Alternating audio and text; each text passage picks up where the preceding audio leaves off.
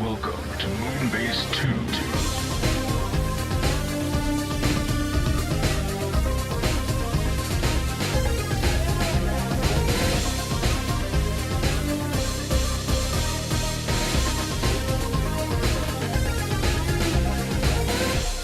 Hello, my little chickadees. It's Gruffy here, celebrating the 10-year anniversary of Moonbase 2. In other words, really well done, guys. How the hell did you manage to get to 10 years? 10 years is an achievement. It really is. I don't know many podcasts in general that have managed to get to 10 years. It's pretty much the big guys. How did this get made? You know, that type of thing. Nothing in the geekosphere that I know of has managed to hit 10 years outside of WTF, and I think they're just only coming up, which means you win. You win, Andy. You kind of win, Mikey. You sort of win, Mikey. In fact, no, you win, Andy. You win, Mikey. You have won him, you own him now, he is yours to do with as you please. Get that saddle on him, ride him for your victory lap across the entirety of the podosphere, across every single moment of time, and make sure that all those that listen are aware you are on top of him. I may have gone a bit too far with that. Who knows? In other words, congratulations, guys. Really well done. Round of applause for you. And here's to another... If you manage to do another 10 years, then I think that qualifies you to get a watch, maybe? Some kind of big golden watch? Yeah? Alright, cool. I'm leaving now. Bye. Hello, everybody, and welcome to the Moonbase 2 podcast 10-year anniversary! Yay! With me and Andy, Corporate Commander TFW, and joined hip by hip, ass by ass, mouth to mouth. It's me. It's Mikey. It's G-Wolf-E3. Hey, Mikey. We're a beautiful thing. No, that's not what the scientists said when we came out of the lab. There was so much screaming. Yeah, but he also wanted to turn us into flies. That's true. Yeah. Jeff, what a guy. What a guy. How are you feeling this week, Mr. Mikey? How's it going? Good. I'm feeling old. Oh, good. Maybe. Is that good? I don't think it's good. When you realise I've been on this thing since 2011. No. Yeah. Oh, God. Because I came on when you went to BotCon. You did. Then I never left. No, that's quite true, yeah, because Dave stopped after BotCon, didn't he? What was it? I was on for a few weeks, and then there was a month or two where I was the fill-in, because you were basically me then for a bit, where you kept on disappearing. That's right, yeah. And I don't know why I did that. I don't know, but then we did a little bit where the three of us. Mm. A very short bit, and then Dave just sort of fizzled out. He's done. Done with his stupid shit. Well, he did all this thing get married, act in plays, get involved in convention, all that productive Lame nonsense. stuff. And we spent money on toys. Yeah, we did. Not always Transformer toys, granted, but we did spend money on toys. Yeah. And also, Dave also spent money on toys. He did. Be under no delusions, he left the hobby, guys. I've seen pictures of his house. Yep. He still dips into Power of the Primes at the moment, so... Yeah, and I think he may have actually divorced Grace and married the leader class Optimus. Oh, which one? The Power of the Primes one, because I remember when that came out, oh my god, he was squeeing like a squeeing pig man. Would you believe the last time I saw it was on the floor? Yeah. Never change. Never change, Dave. Never Actually, change. no, Dave changed. Changed a lot. Yeah, so we've got some stuff to talk about on this week's episode. We got news, but we'll be doing that later. Mikey tells me that we have some questions and some other things, and this was your baby, if you would, Mr. Mikey, of what was going to happen this episode. I was kind of just hands off. This is all down to Mikey. Please don't say baby. Oh, stupid baby. I mean, it made an enemy yesterday. Oh, it made... The baby has crossed you. As I said last week, there's a baby in the family now, and it has crossed me. It has turned upon me already. It knows. Lines have been drawn in the sand, and they have been crossed already. Yep. And I don't know where we're going to go from here. I don't know if our relationship can recover. Oh my god, well, I guess we'll see what happens, I guess, right? Yep. You have made an enemy, baby. You have made an enemy. Well, But Mr. yeah. Mikey, what you got for us? What's the plan for this episode then? Right, so there was originally a bigger plan, but then I realized that bigger plan was untenable because it would have made something I'd have enjoyed and would have been really boring for the listeners. So this is not like, oh my god, and who's behind door number 2. It's a pretty simple thing. We've got several messages from various people who've either been on the show or listened to the show over the years, who we just sort of said, would you like to say anything? And we got 6 or 7 messages in, I think. After we kept bugging them and they kept saying, no, please, no, Yeah. we don't No. want to. Oh god, There just was the stop them. screaming and the blood and then the hey, hey, hey, it hurts me. With the flagging and the Gleivenspiel. And so those will be interspersed throughout the show so that you don't just get a big lump at the start. Well, you know what would be a good idea, Mikey? What would be a good idea, Andy? How about we play one of those right now? Don't copy me. What do I want? Hey guys, it's Chris here to congratulate the Moonbase 2 on its 10th anniversary. It's a bit scary to think that much time's passed already, though it's been a few years since I was last on. Moonbase 2 represents a very important part of my time in online fandom, even though I admit that I can't actually remember how it was that I first discovered it or was invited on to host, but before then I'd been to Auto Assembly 2008, but I mostly kept to myself and didn't really meet anybody. This is not the sort of person I was. But by the time the 2009 convention came about, I'd already been on the show, because I know I definitely remember reviewing Revenge of the Fallen, and there was a Moonbase 2 meetup that was organised at that convention. And I went to that, and I met loads of people in person, and I actually interacted with people, went out for meals, had drinks, just had a good time. And it might sound silly or like I'm overstating it, but it was an incredibly transformative weekend. I'd been to conventions before, but that one changed what a convention meant for me. It was genuinely one of the best times I'd had in my life. And I know that I'm a different and better person now today as a result of that. And as a result of the many more experiences I've had, and the places that I've gone, and the people that I've met that I never would have if it hadn't been for that. And Moonbase 2 is responsible for that. It's responsible in large part for the person that I am today. So thank you, Moonbase 2. And here's to 10 more. So yeah, there was the first of our messages. There will be several more. I'll do a big thank you at the end of the show for all the people who sent one in. But yeah, so we also got a little bit on Twitter, specifically Barricade64, who I remember from the good old days when we were all on YouTube and all flipping the feck out. And he just said, hard to believe it's been 10 years. I've been listening since the beginning, and the show has always been a highlight of my week. Get a new week. Congratulations on the anniversary, and here's to many more years. Everyone keeps saying that, and I don't know how to feel about that. Yeah, I know. I same way. Barricade's been helping me. I say in quotation marks, spend money recently. So Oh, no. yes, he introduced me to where I could get a Figure Arts Chronos from. Oh, no. I bought him last night. Oh, no. You have to get 2. No. You do. No. You have to get 2, Andy. There's only one I care about, though. Yeah, but it comes with all the pieces, and now you're just going to have an extra piece that does nothing. Yeah, no, and I don't care, because I don't, like, in my mind, Chronos will never be Snipe. I'm sorry, Tiger-san. You're just a doctor to me. He has been the panda. Yeah, exactly. He's got to be discontinued. I only need the one. I was also looking a little bit at Rogue. And I did also look at level 1 billion, but I was like, no, I don't know how good the mold would be. Billion is such a risk. And that's the thing. And I got a message from Barricade saying, well, you probably wouldn't find it difficult to sell him. And I would say, yes, but I would find it difficult to get the kidney back I would need to sell to acquire him. Someone would tell me that that kidney was discontinued as I bleed on the floor. But yeah, so Barricade, Josh, thank you so much. You were actually one of the first people I watched on YouTube back in the day, so there is that.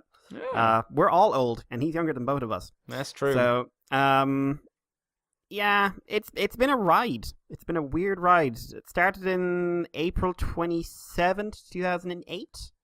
That sounds about right. Yeah, Yeah. back in the day. Yeah, because Where- it was around the second movie-ish time. Von Rojas was in there as well. Oh yes.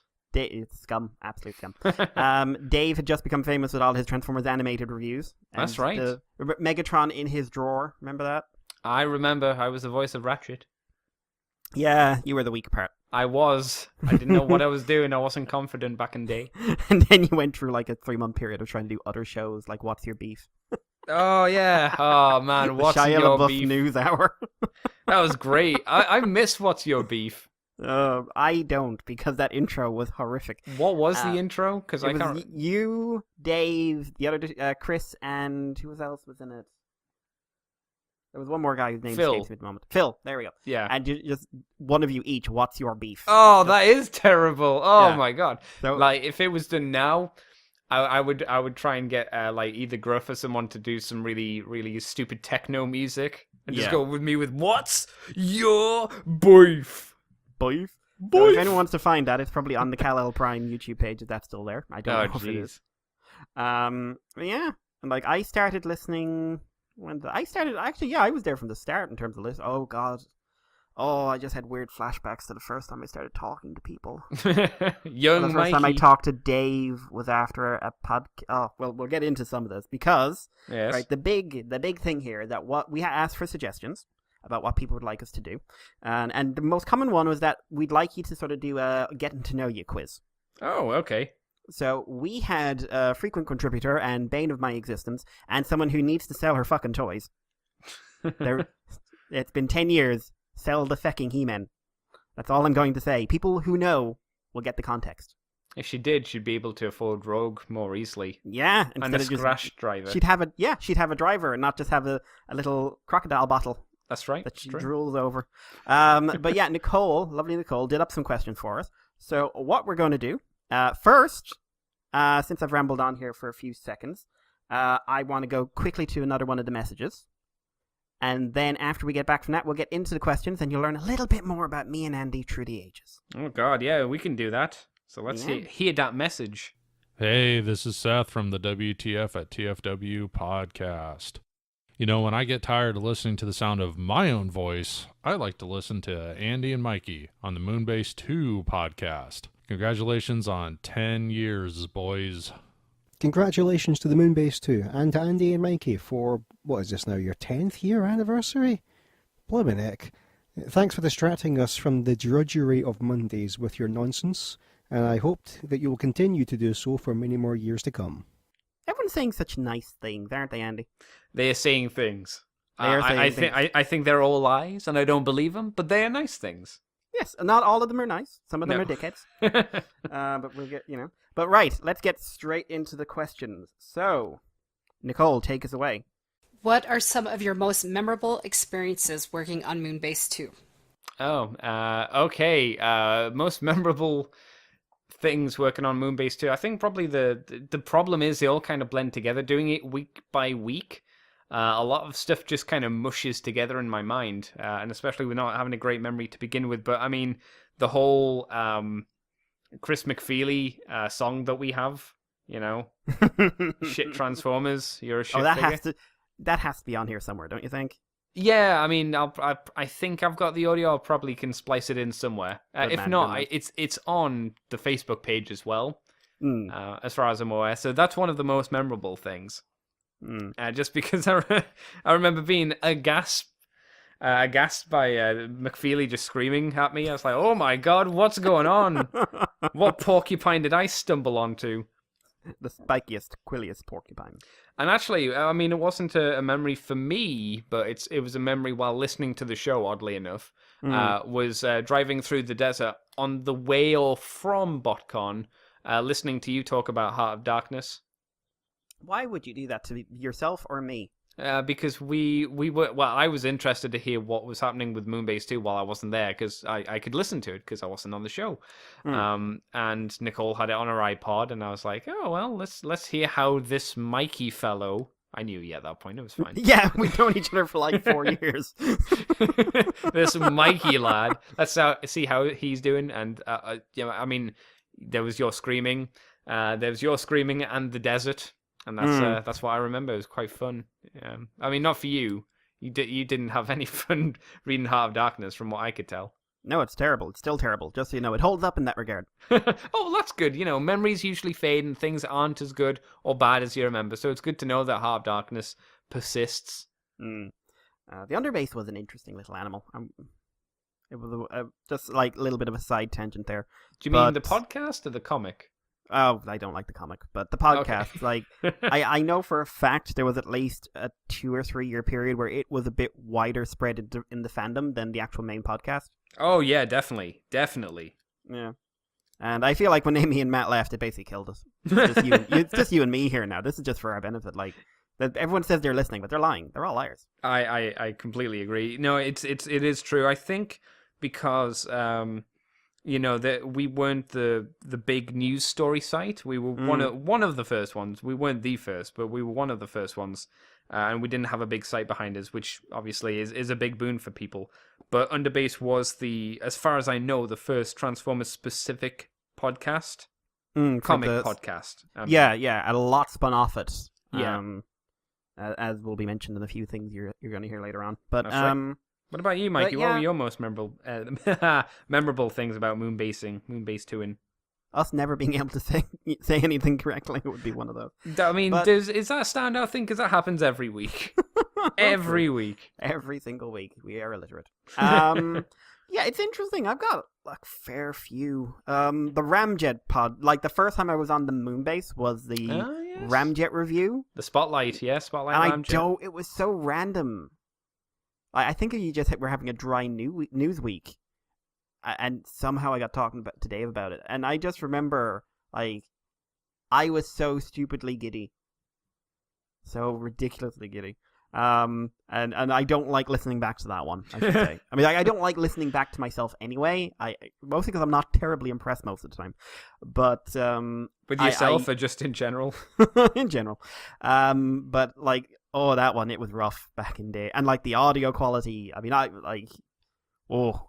That's why I don't listen back, because I listen back and I go, the quality's so bad. What were we thinking?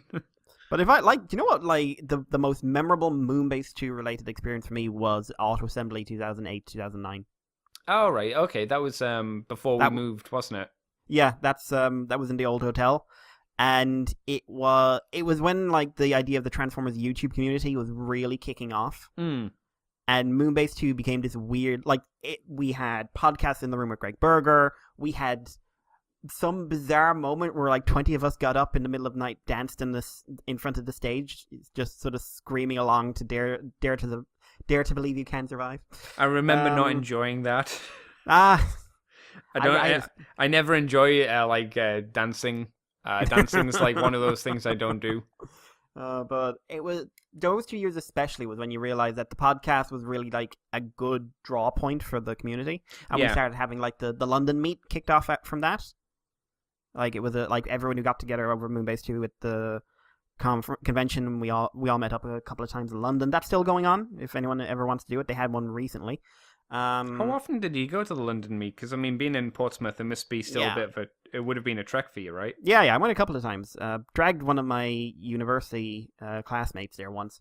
It wasn't PC, I'm guessing. No, this was pre-PC. If she'd gone, believe me, you'd all remember. I don't know why, because you've painted this image in my mind of her. I just imagine her kicking in the door and then beating up a load of nerds. Yeah, but she'd be like wearing the nerdiest t-shirt in the world at the time. Oh yeah, she'd be body press slamming people as well, like the Ultimate Warrior. Yeah, she works out a lot for anyone who doesn't remember. But yeah, stuff like that and like getting to do the interviews as well. Learning how to do the interviews.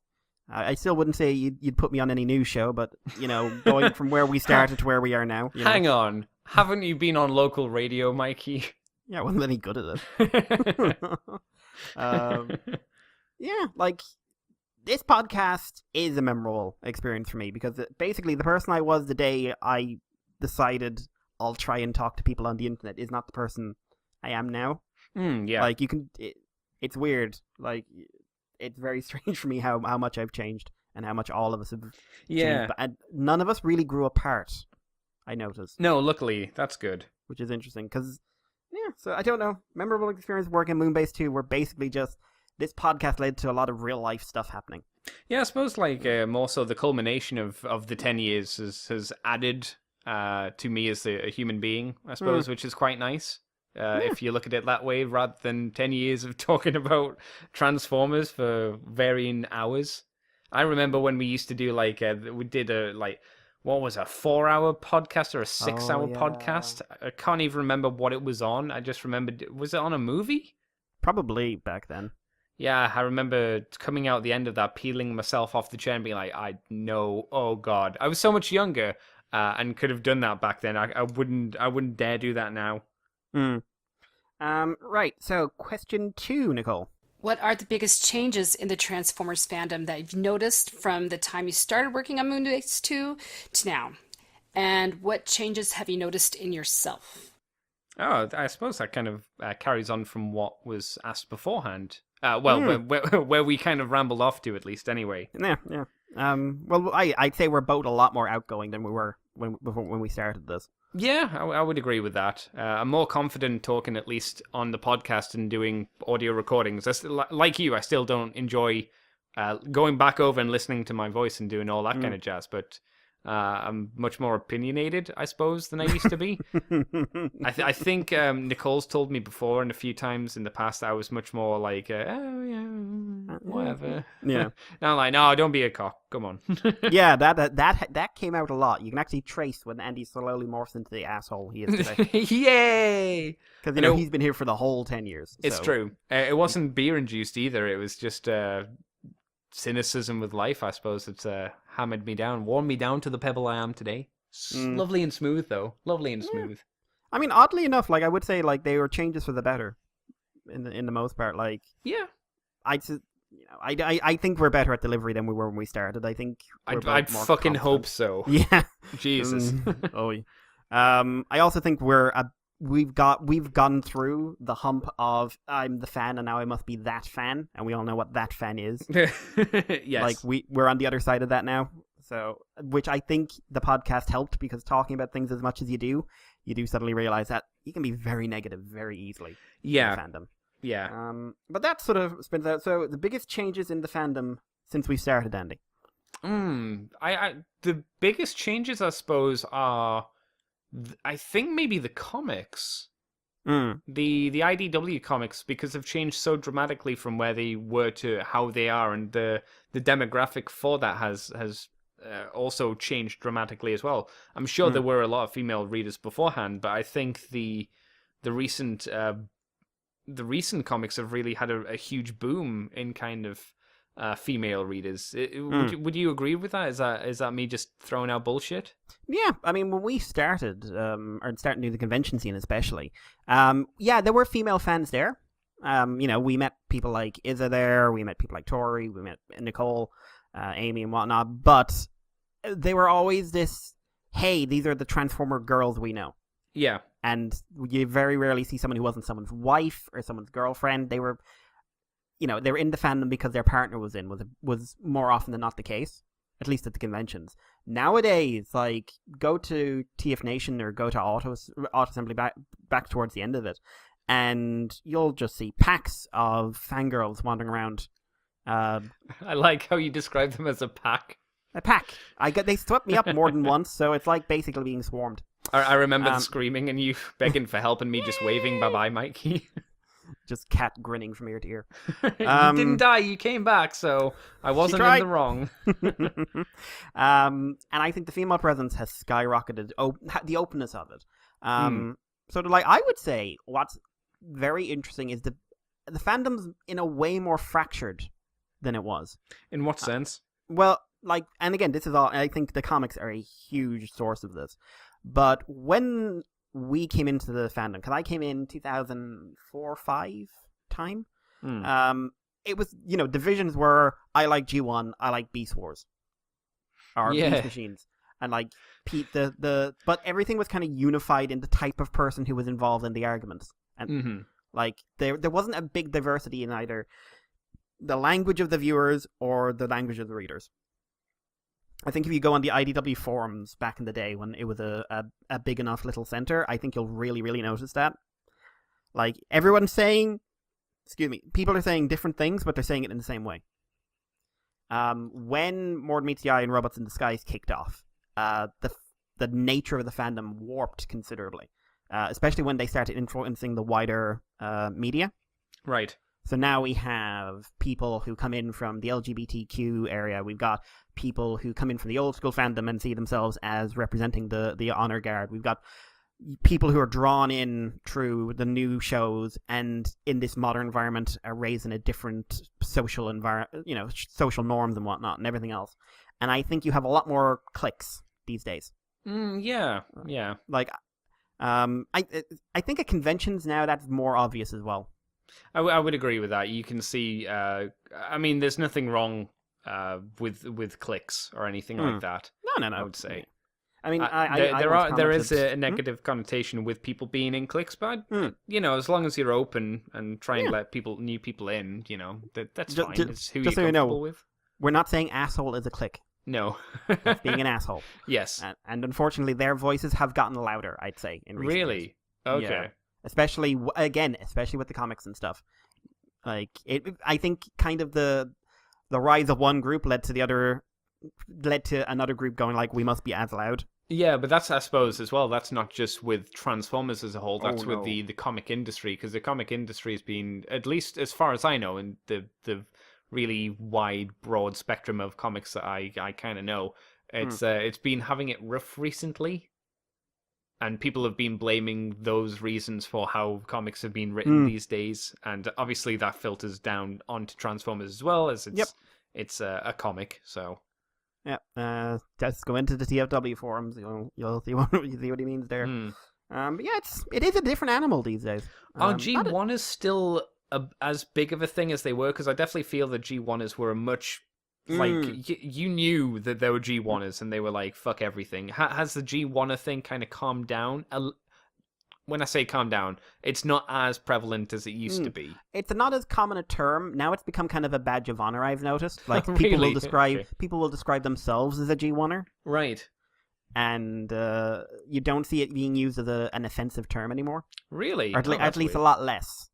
Because people say, I'm a G1er for old IDW, or I'm a G1er for Transformers Animated, or something like that. Oh, wow. Like, okay, so now the term is not for G1, but it's for... It's almost a state of mind. Oh, interesting. Huh. Right. So, Nicole, next question, please. What Transformer character would you say you're most like? Not your favorite, but the one that you relate to the most. And now, which character would you say your co-host is most like? Okay, I think the best idea, Mikey, would be to... who do you think I'm most like? Because I've never really considered who I'm like from Transformers. I'm like Whirl. Whirl. Because you are Whirl. That is the first... I'm trying to think, like, Andy's language is Whirl. Okay, yeah. No, I can't deal with any of this shit. I would say modern Whirl. Like, not Whirl in, like, issue 1 to 6, where he was, completely destructive and trying to kill himself. Mm-hmm, yeah. So, like, modern Whirl, where he's, like, really passive-aggressive, kind of helpful. Yes. Yeah, that definitely sounds like me. Yeah, I could see that. Yeah. I think for you, I see a lot of Swerve in you. Or you and a lot of... You and Swerve, whichever way that is. The right way that works. I don't know how to take that. Yeah. You seem like a guy who would build a party gun, or would be really psyched for a party gun. I'm cripplingly depressed. God, I hope not. Oh, yeah, I want that gun, by the way. Yes. I don't know. I never really associate me or people I know as Transformers, if you know what I'm saying, because they are very distinct people, and people are pretty distinct as well. Hopefully, it's one of those things when dealing with the fandom at large. I sometimes find a little hard. In what sense? Well, like, example, an Odin Lug, right? Mm-hmm. When I look at them, I think the Outrageous Okana from The Next Generation. Oh, okay, right. Which is an episode where everyone's telling you have to like this roguish character, and aren't they roguish and everything else. And by the end of the episode, you think they're a bit of a shit. Yeah. And that's kind of, less so Lug, that's how I feel about an Ode. Everyone's telling me in the book that, wow, what an incredible character. Or at least the book is structured, like, not like characters aren't saying it, but the book is structured to go like, wow, look how awesome she is. And I'm just like, but she's a bit of a shit. Yeah. But for many people, especially people who are transgender and looking for representation in the comics, and positive representation, not I've been genetically altered on the biological level, so I'm not actually transgender as anyone would understand it. I'm something we don't even have a word for. Poor RC. But who want a main character who is of a transgender background, who, you know, sees the world the way they see it. A node and lug are a big, big deal. Like, the self-insertion element of Transformers I've never put myself in their shoes so much. No. Like, I mean, oddly enough, if I was to pick someone, I'd say part of it, at least the introspective part of me, is a bit like Megatron these days. I wish I was like Megatron. No. He's really cool and smart and knows what to do. And ultimately fairly decent. Yeah, well, he is now. He's written he's- to be decent now. He didn't used to be. He's a together guy these days. Yes. Until someone fucks him up. But, Do you not want to be Starscream? put me back in my hole, please. Put me back in the hole. But to be fair, I'd rather be John Barber. I want to see the world the way he sees it. I could actually see you as Bumblebee as well, if we're thinking of a different comic. Yeah. A horrible ghost telling me not to do bad things. Yeah. Come on, Andy. Don't be a dick. Fuck you, Mikey. Oh, dear. I could see you, like, if we're going like RID, who would work for RID? Sideswipe. He's dead. Before Well done. he died. You're like him now. What's that like? You should say, well, you've seen what I'm like in the morning. We've roomed together, so. No. We've seen what. Yes, that's all blurred away due to one amazing night where the morning was basically the night because neither of us had slept. That's right. I still remember when you and Gruff talked, and I just wanted to. I was on the floor trying to sleep, and you just kept talking with Gruff. That's because he had stripped and walked across the room, and I was trying to get it out of my mind before my eyes closed. But yeah, so yeah, I've never needed to insert myself into a character. Same. So, I think it's good. I think that people relating to a node and lug is great. I just wish they were better people. Not the characters, not the people inserting themselves. Yes. So, like, do you know what? Nautica. I could see a bit of myself in Nautica. Okay, which part of you? That's sort of like really geeky. I am actually adept. I'm fairly adept in social circles, but my god, do I remember when I wasn't? Yeah, okay, yeah. She's got a bit of that in her. But also, Nautica's amazing. Yeah. Any other ones for you, Andy? I can't think of any, to be honest. But like we've both said, mixing me with the Transformers is not something I've ever really done that much, at least in Fan my art, mind. please. Oh god, no. If someone can do us as Transformers, away you go. I think Kamen Riders would be cooler. Us as riders, Jesus Christ. Me and you as both Dan Caroto. Both of us going bleh. Oh man. Right, next question. What would be your melee weapon of choice? Melee weapon of choice, Mikey. What kind of lad are you? What kind of thing do you... I know in my head what I always like, even if the stats on it are terrible. Morning Star. Really? Okay. What makes you enjoy the Morning Star? Looks cool. Mm-hmm. I like that you can swing it around. I would be completely ineffective with it. Okay.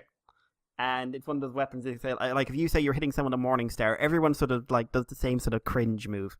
So this is the thing, because whenever I see the Morning Star in video games, it's either one of two things. It's either a flail, or it's a mace but with spikes on. Which one are you talking about? Because I think you'd be safer with the mace. I don't think you'd do well with the flail. Oh, I know what to do. Mm-hmm. You have the mace, right? Right. And it's one of those ones with a chain on the bottom. Would it have anything attached to it? Or would it just be a chain? The chain with another Morning Star mace head on the bottom. Oh, that sounds like a really bad idea. And I'm trying to do a Darth Maul by swinging it in front of me backwards and forwards. You know, I don't think either of us has the precision to wield something with a chain very well. Especially a chain with spikes on it. We're not Dad of Boy. No, we're not Dad of Boy. For me, what about you? I'm very edgelordy. I like me a scythe. A 5. A scythe. Really? Yeah, they're cool. I've always liked scythes because I Yeah, always from I don't know when it was I really got into the look of like skeletons and stuff. You know why it is? I blame that old school cartoon where it was, what was it called? The Skeleton Midnight Bone Dance? Or something like that, and the skeletons come out of the ground and they play on each other and there's like musical instruments. Yeah, I remember the scene, but I don't remember what it's from. I saw it on a Disney compilation Halloween special thing. Whether it was a dedicated Disney video or whether it was some cartoon kind of bundle that I had, it was something like that. I think that's where I kind of really got into the general look of skeletons. And then I saw the Grim Reaper, and it was a skeleton, but with a really cool flowing cloak. And then he had this massive scythe, and I was like, "That's fucking cool." And then you see in this day and age where like they make anime scythes, and they're all massive and fancy, or they have ruby ones where they've got guns built into them. I'm like, "Oh, they look cool." And then in games like Dark Souls 3, they have some really fucking sick move sets for them as well. So I've always been a fan of the scythe. Right. So we're both very impractical towards our skill sets. Well, if there's a harvest to come in, I'm fucking sorted. I can get that hay up real good. Oh my god. I said I was an edgelord. Love skeletons, yo. All right, next. What comic book character would you like to see next on the big screen? On the big screen. Yeah, I'm going to add a caveat to this. Okay. It doesn't have to be as a live action movie.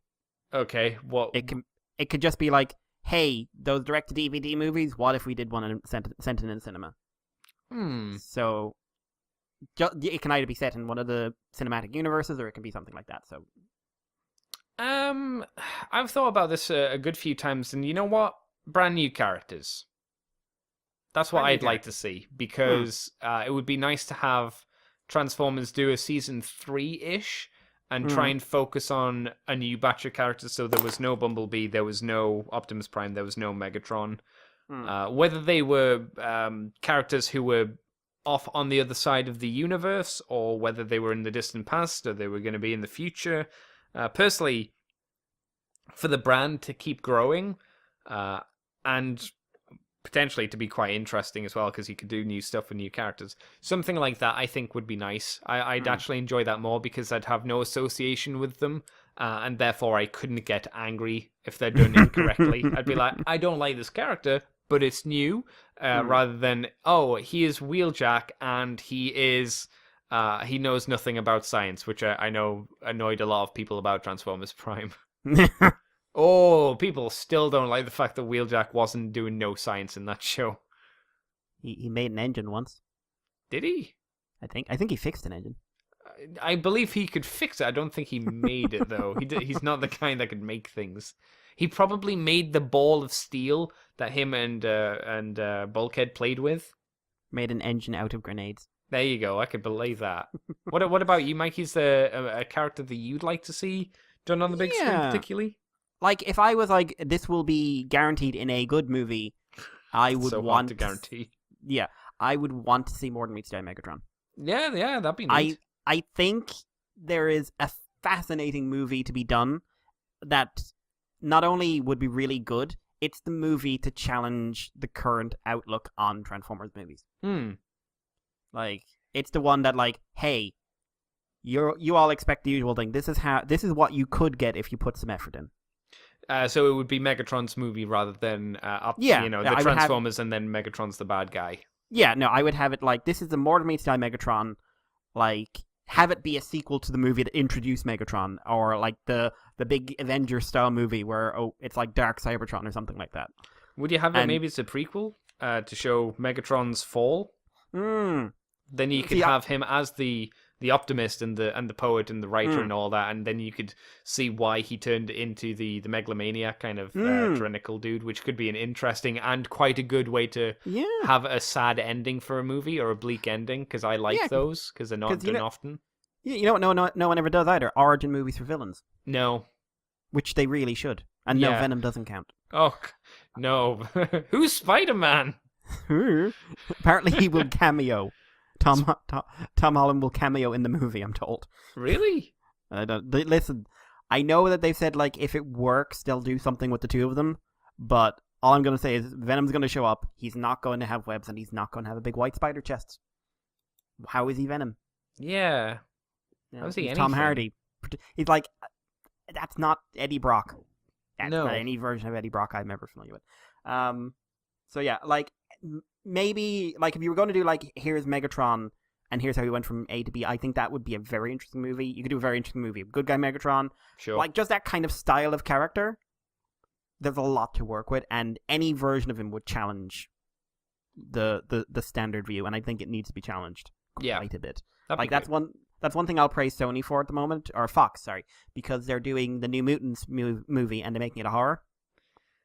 And I think that's a good idea. And I think doing stuff like Deadpool and Logan was a good idea. The problem I have with New Mutants, on a complete side note, is making it a horror doesn't fill me with confidence, because most of the time when Hollywood does horror, it's shit. Yes, there is that slight terror. Yeah, it's very rare to get a good horror that isn't schlock. You know? Yeah, like, the best horrors are the smaller movies. Yeah, and even they can get they're also like super rare. Yeah, because people often go like, "Hey, if I make a small movie, I'm guaranteed a good horror." Yep. No, you're not. Yeah, a lot of the low budgets are given to horror movies as well. But I'll be curious about that one anyway. Same. Like, Wolfbane's in it, which I'm just like, okay. I mean, that Cool. makes sense. That's a left field choice. To make it horror-wise, I guess that's Wolfbane's a good choice, being a werewolf and all. Werewolf, who had a wolf baby in the comics. Didn't she? I'm pretty sure I read X-Force at some point, and she had a wolf boyfriend or something like that. He was like one of the Asgardian wolves. Is that what it was? So Okay. he's not a mutant or a werewolf. He's a god wolf. Is he related to Fenrir? I think so. In all I honesty. mean, I must haven't be. read it. I've just I stumbled on her Wikipedia page a couple of times. All right. Side note. Also, if DC had any balls at all, they'd do the Return of Barry Allen storyline from the early '90s and have it animated and just give me a real Wally West. It wouldn't be good though. Give me that movie. I don't care. I'll let them fuck it up as long as they make it. Although, having watched it as a Superman trailer, and just like, but it's New 52. Yeah. But he's not. He's talking to Wonder Woman, not Lois. Yeah. Do you not? Did you not get how much people don't like a lot of those things? It must have been too late in production to change. Must have been. Moving on. If you could turn any activity into an Olympic sport, what would you have a good chance at winning a medal for? Oh, I was hoping it was just. In all honesty, I was really hoping it was just going to be what Olympic sport would you have, and I was going to say Keijo. Keijo. Yeah, that needs to be an Olympic sport. I'm not saying that I would play in Keijo or I'd be good at it. Yes, that's what I'm saying. I'd be like, yes, let's get Keijo and make this a real thing. Where I'm not explaining to the listeners who don't know what Keijo is. No, that's up to them, and then you will learn. And then- Keijo. and then they'll learn I'm a bad person. Exclamation mark, exclamation mark, exclamation mark. Was it 3? Yeah, it was 3. At least. I'm pretty sure I think it's there's 3. more, to be honest. It's still such a bummer to me that they're never going to do another season of it. Yeah. And there is material to adapt. Not much, because wasn't the manga cancelled as well? Apparently, yeah. But still, like, I know they had at least 2 arcs after. I haven't read it, but I know there were at least a couple of arcs. So just saying, surprisingly compelling storytelling. Yeah, and fun. And fun. Good comedy. And a bummer. Oh, I see what you did. Oh. Okay, Mikey, what about you? Olympic sport that you would compete in that you could manage? Tripping other people. What about paleontologically digging or something? Paleogladiatorial arena. What would you do in it? One man, one collection hammer, and one trowel. Okay. And basically, the whole thing is that you just get together, whoever digs the deepest hole and fills it with the other person wins. But as you're digging, you have to stop and take notes and sample. Like, you have to be recording meticulously each layer you go down. Is this a rock, or is it just nonsense, or is it a fossil? Yeah, all the other time, if the other guy has done his lair, he gets to attack you. And you can't fight back until you've recorded your lair. Okay, yeah. So yeah, a bit of back and forth, bit of turn-based strategy there. I like that, yeah. Some people hate turn-based strategy. I love it. That's because some people are idiots. That's right. That's right, Tricky. Yeah, you go play your Skyrims. Your long, meandering games with no point. I don't know why, because those games did so well, but to me that was a pretty good sick burn. Those games have done fantastically well on a monetary value-wise, but fuck those games at this They're point. very boring, I'm sorry. Yeah.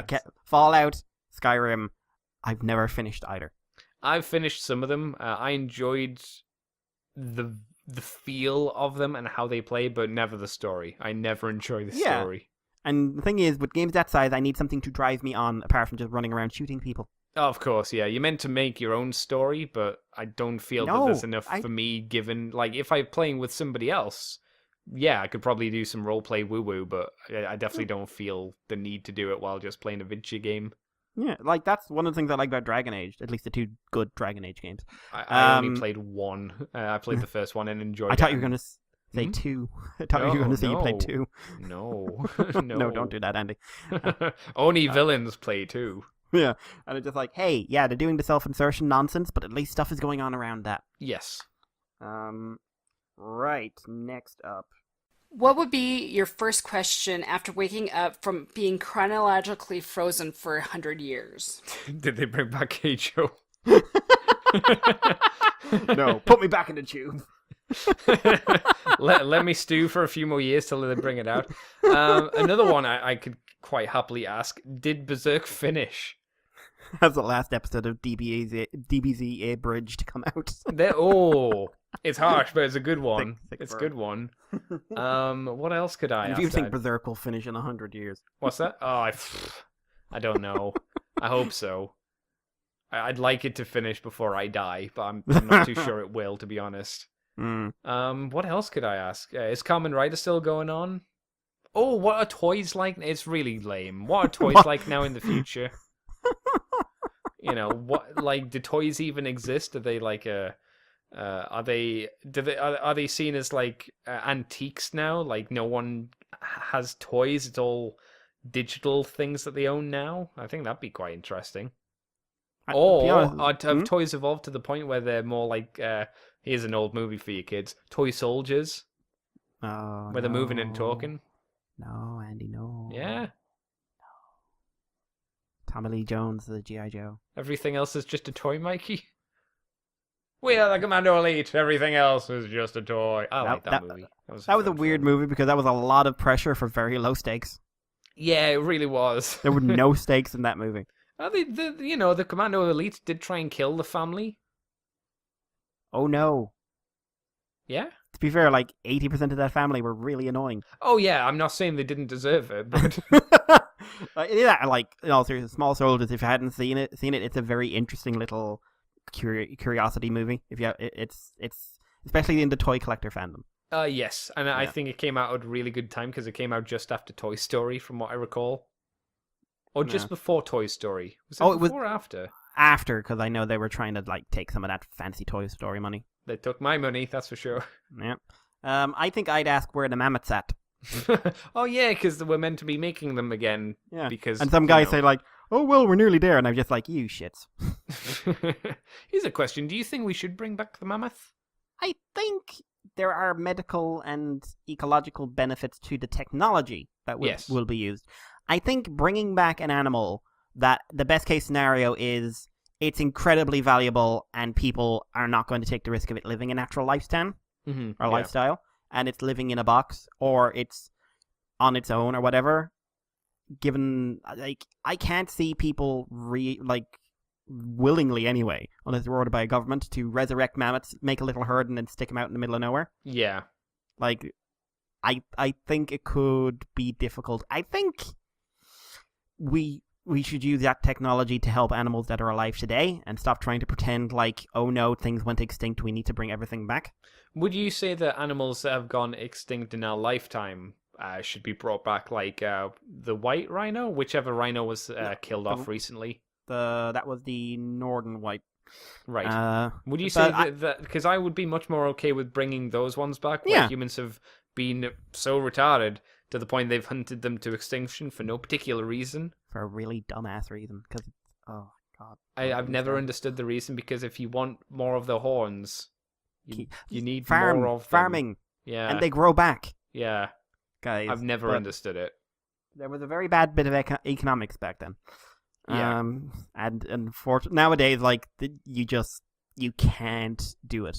Like, people just will not let you handle rhino horn. So even if someone could convince them to monetize it and make a farm, like, it would be ridiculously difficult to get off the ground. So now, just stop shooting fucking rhinos.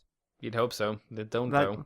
And, no, they really do. But, oh, God, there was some nasty stories recently. Some poachers went after some southern white rhinos, which are, like, there's 20,000 of those. But there used to be only 12 in the early 40s, I think. Oh. So 20,000 from 12, not a bad success story. The poachers got the shit blown out of them. By whom? By the Rangers. Oh, good. They gunned them the fuck down. Good. Because those guys are very emotionally attached to their rhinos. Yeah. And they do not take shit. But yeah, I think using that kind of technology for animals, that you can directly say, guys, these are dying out because we fucked up royally. Mm-hmm. That is a very different thing. I think sometimes we have an image, a lot of people, and I like to say this to people into conservation, because I think there are wonderful things about conservation, but we need to challenge a few thoughts just to get people thinking. Even if the end result of the thinking is, no, we're doing the right thing, I still want them to start off, are we doing the right thing? Yeah.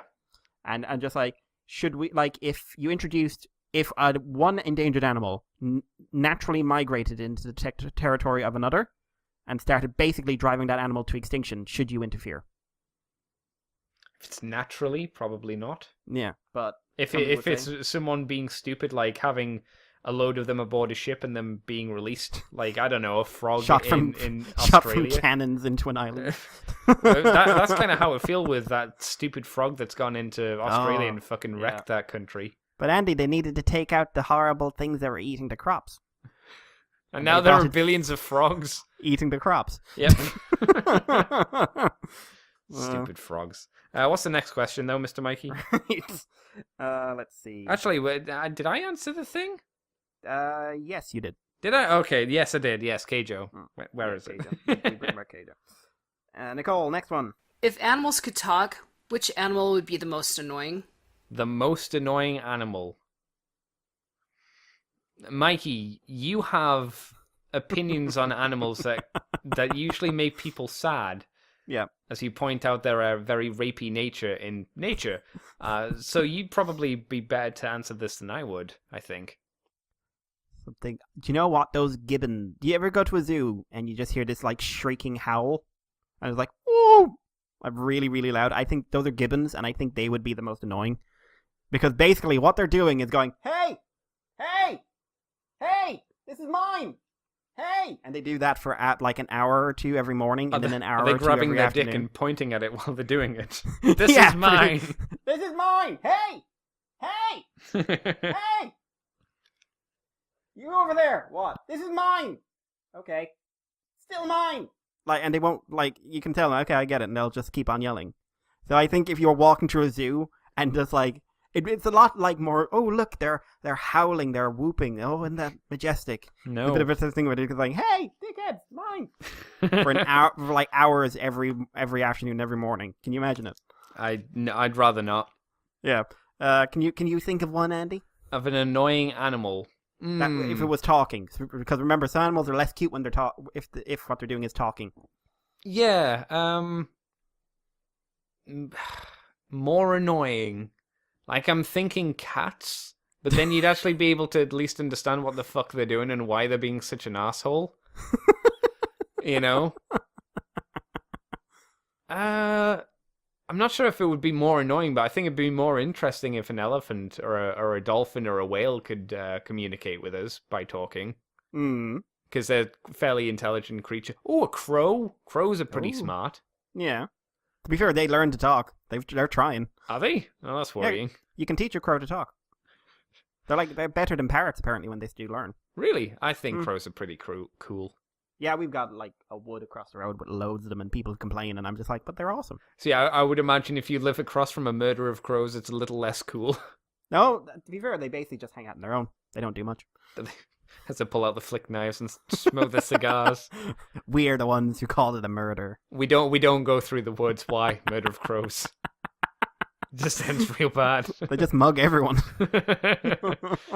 Really annoying animal. Yeah, I'll go with cats, because cats are pretty annoying, and if you could understand them, you'd probably get even more irritated at them. Yeah, why did you push that glass over? Why not? You can't stop me. Right. Next one. If you were a dictator of a small island nation, what crazy dictator stuff would you do? If. Oh, If. okay. I thought we were. Wasn't that the agreement that we made? I think basically what we do every day would be the crazy dictator stuff we do. Everybody shall be, we'll do a live reenactment of our Kamen Rider episode.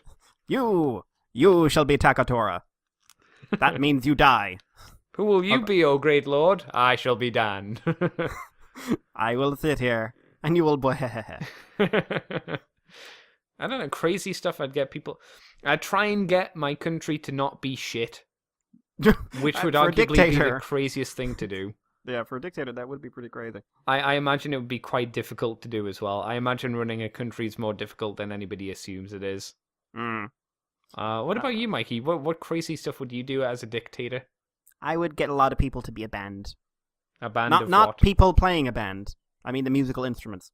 Oh, okay, sure. So one guy would have to be the drum, one guy would have to be like a guitar, he'd be holding the strings between like his hands and his feet.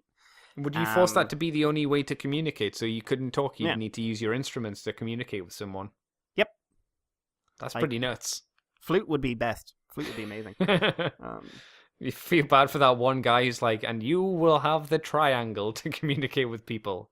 But, no, use the triangle to communicate your feelings. Ding! Exactly. Good. Our society comes together. Tear rolls down his face as he just dings it once more. I can't do anything else. There's one thing. Oh dear. Next. What is something you think everyone should do at least once in their lives? What do you think, Mikey?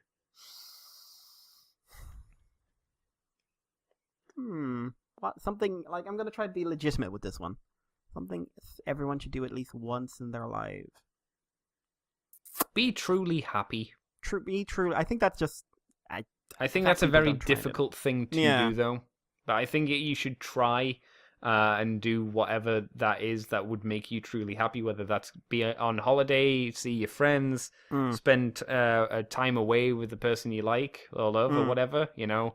Yeah. That's probably something, because I think to attain that happiness, like, sure, you can be happy, but that real good feeling of happiness is really hard to get. So the more you can get that, the better.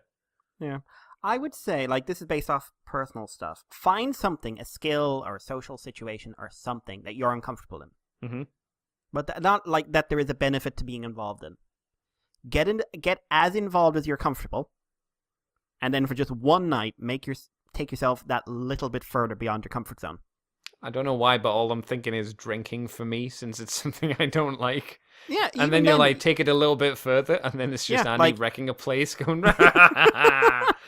But I've done that. And it's not necessarily like, oh, now I'm a good whatever.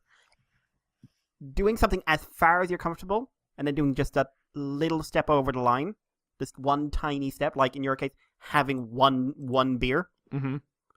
For that situation, it changes your perspective on things a bit, and it can really change how you approach problems in life. It's made me more confident with doing a lot of things. Oh. Because, like, I won't explain why, because once you know the trick, it ruins the trick. But so maybe that would be my one. But I think those are two very good pieces of advice. Push yourself that little bit and be happy, for Christ's sake. I mean, you say for Christ's sake, but it's real hard.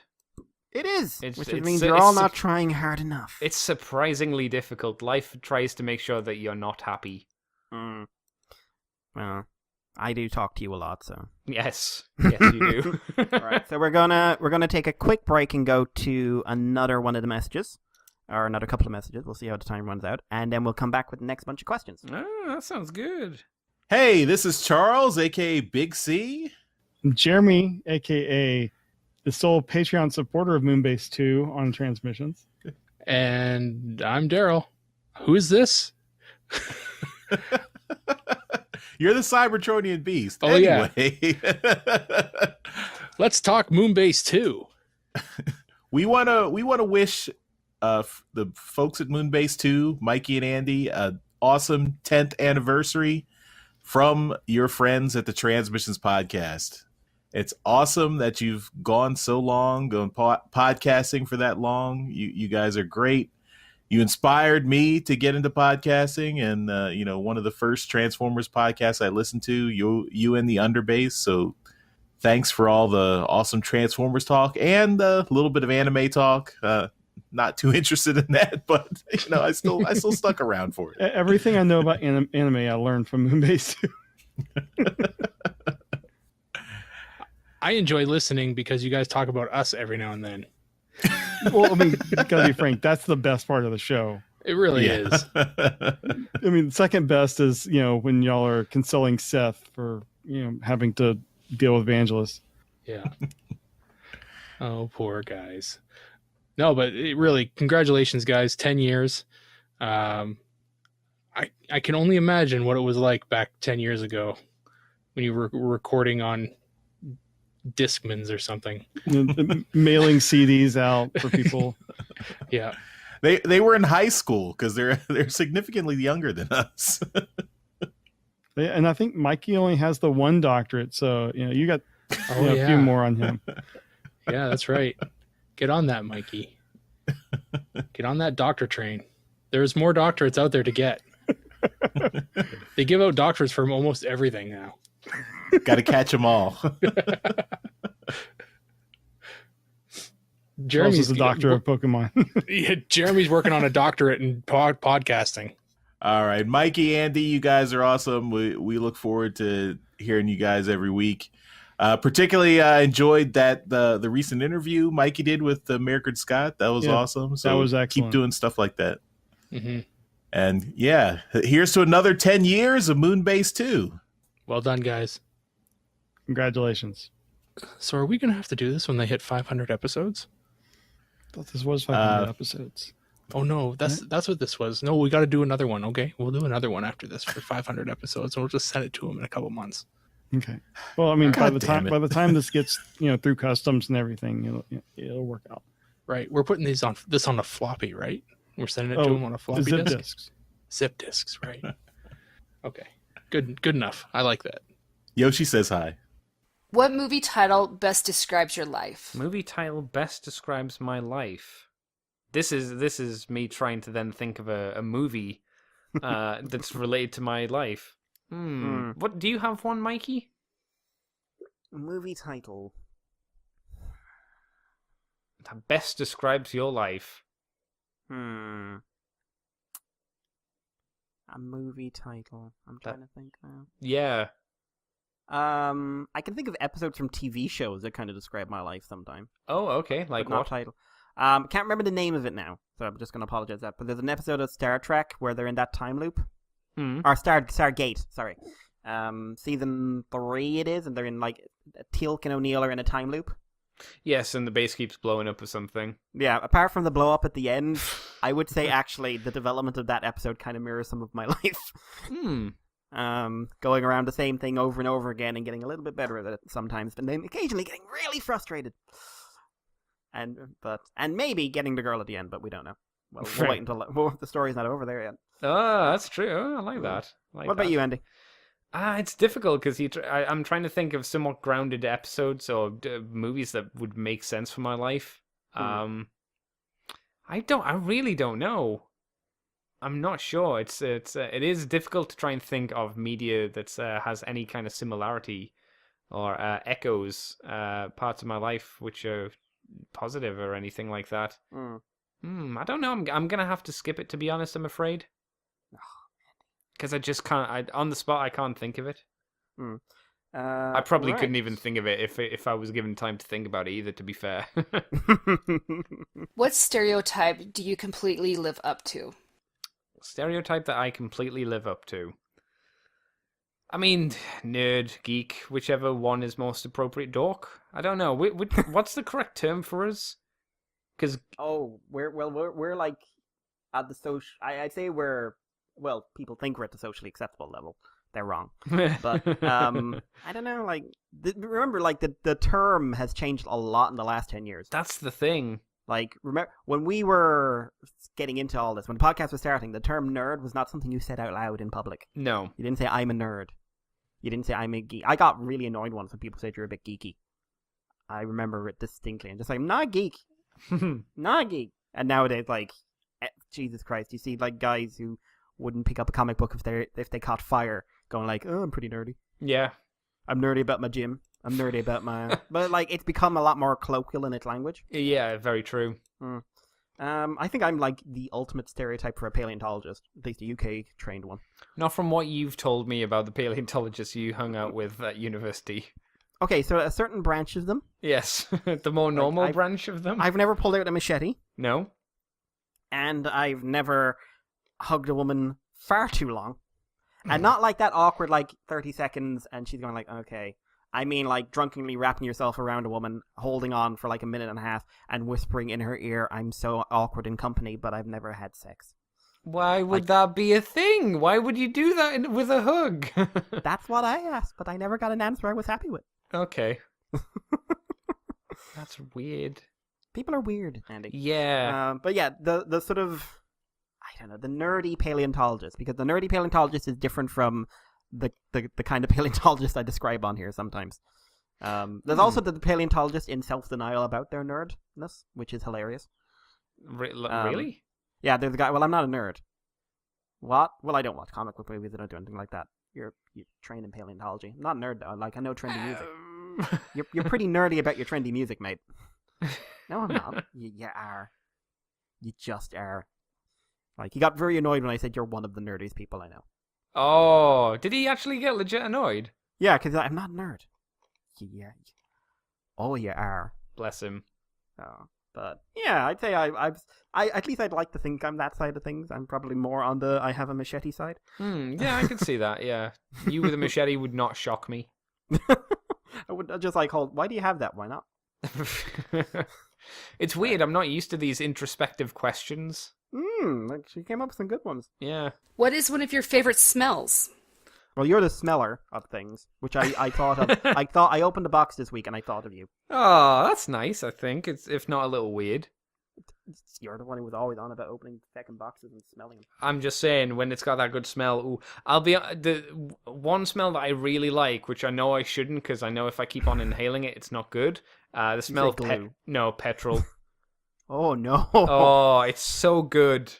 It's so good. The smell's great. I don't like. It's not a smell that I'd like in my house constantly. It's probably a smell I'd get sick of very quickly. But I really like the smell of petrol. I legit like it. I think it makes me think of industry, and because I hate nature to such a large degree, that would have been an Olympic sport that I would have had. Hating gardening, I would have got a gold medal every single year. Every year, I'd be the number one garden hater. Because fuck gardening, it's the worst thing. At least for me, I hate it. I don't like it. My mother's and my sisters are big into it, but no. It's just concreted over, put steel. That's the best thing. And I was actually thinking as well, like that's what the brothers from Build would smell like. They'd smell like petrol. You know, the engine gear and the other gear. Or Rogue would as well. Rogue a little less. Night Rogue. Night Rogue, yes. Night Rogue would smell of petrol, certainly. Yeah. Yeah, but what about you, Mikey? What do you like the smell of? It's probably, hopefully, not as, like, dangerous as mine. I don't know. Like, years ago, this just is the first thing that popped into my head, so, you know. Baby lambs. Like living baby lambs, not cooked baby lambs. But I'm just emphasizing this because if you say that, people go like, yeah, I love lamb.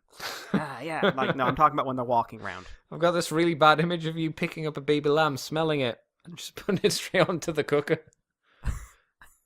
Smells delicious. Now to make it smell better. Apart from the last bit, you're actually not too far wrong. Oh no! This was young baby Mikey. This Yes. is like wee little Mikey. But we used to take in lambs that were abandoned by the parents.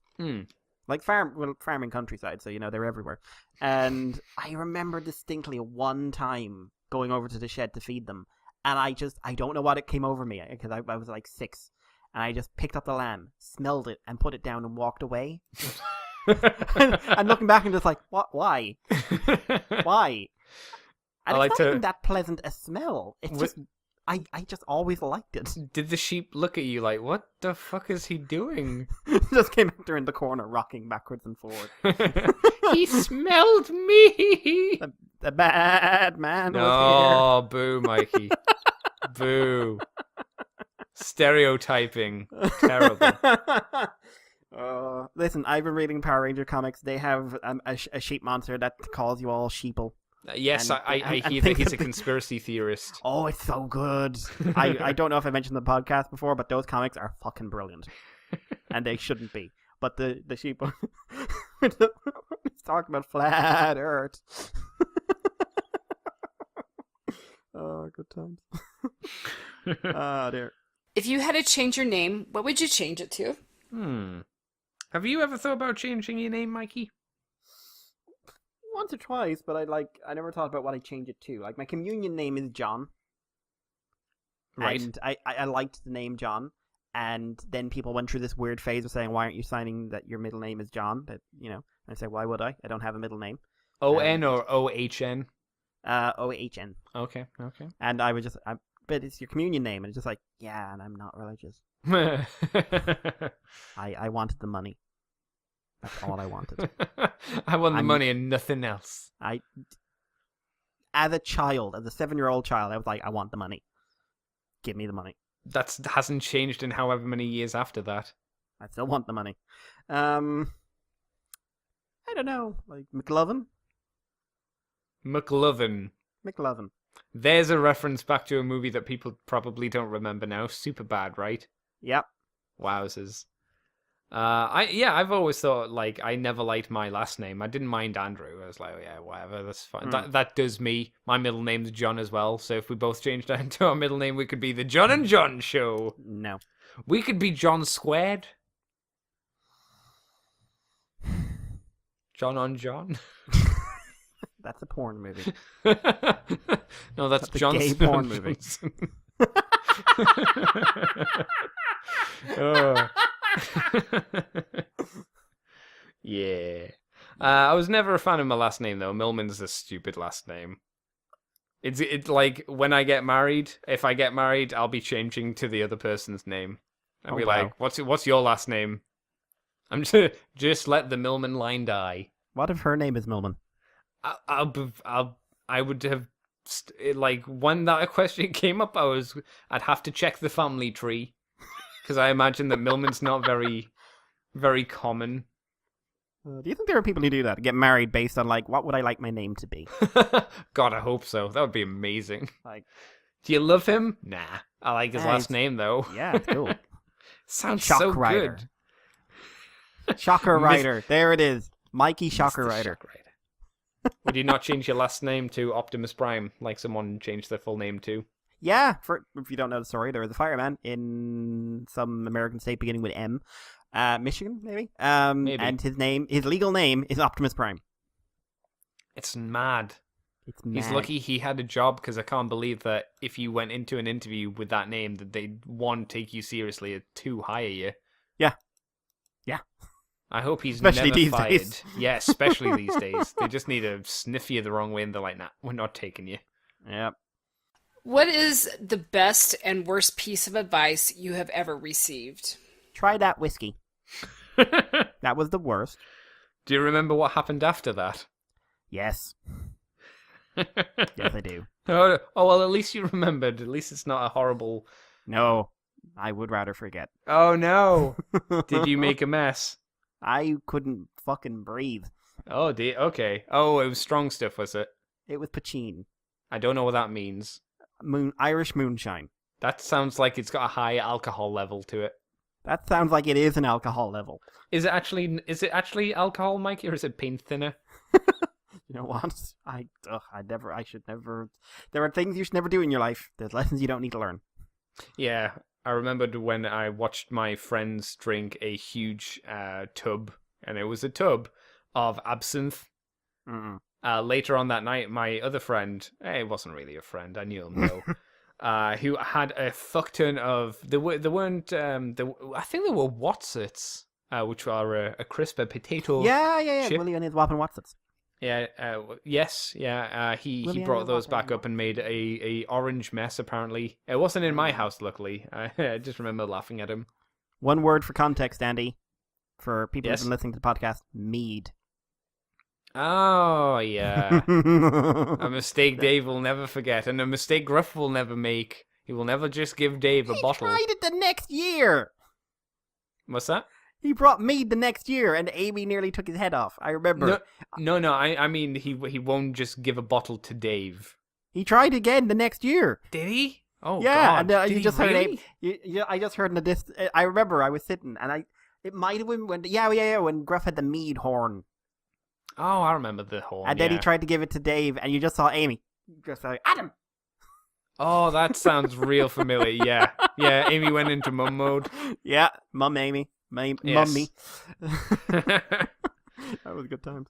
It wasn't really advice, but I remember this comment, and I remember now thinking back to it. I'm like, wow, this was a dick move from this dude, who was an adult, a friend of our next door neighbors, and it was a New Year's Eve party, and he said, I won't give the full context because it's. That's life, personal stuff. But he said, you're lucky this stuff's happened to you now rather than when you're an adult. And thinking back to it, I was 8 at the time and bad stuff had been happening to me and my family. And just thinking back to that now, I'm like, wow, what a cunt. I would say it's the worst time for that kind of stuff to happen, to be completely honest. Yeah. The reason I think he said it was because from what I recall, he'd just broken up with his wife or something. So I don't. Wow. And he was clearly drunk because it was a New Year's Eve party. But yeah, not a good idea to say when an 8-year-old kid has gone through some bad stuff to go up to them and say, "You're lucky that this has happened to you now." You won't fucking remember. You're an idiot. Yeah. Wow. Best advice was duck. When was that? When a bar was swinging towards my head in the yard once. Your yard or the playground yard or what? Our yard. Okay. Piece of metal got loose. Someone said duck. I wasn't looking. I just ducked on because I was told, and woo, over my head. So that's the best piece of advice because I'm alive. Yeah, because your face wasn't caved in. Jesus. Yeah. That's not bad advice. No, it's good advice. When in doubt, duck. Yeah, it's pretty good. I don't know if for good advice. Again, it can't be that good advice because it's not coming to mind. Yeah. Duck again. We're going to apply duck to everything here. Duck's never bad advice unless good advice. it's to be ducked into something. Then it's not as good. Yes, don't get ducked up.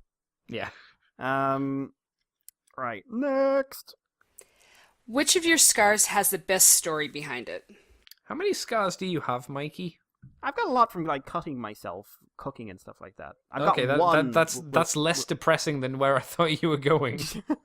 No, I've never gone that bad. I've known people who have gone that bad, but I've never gone that bad myself. Good. I've got one interesting scar, and it took me a while to remember I even had it.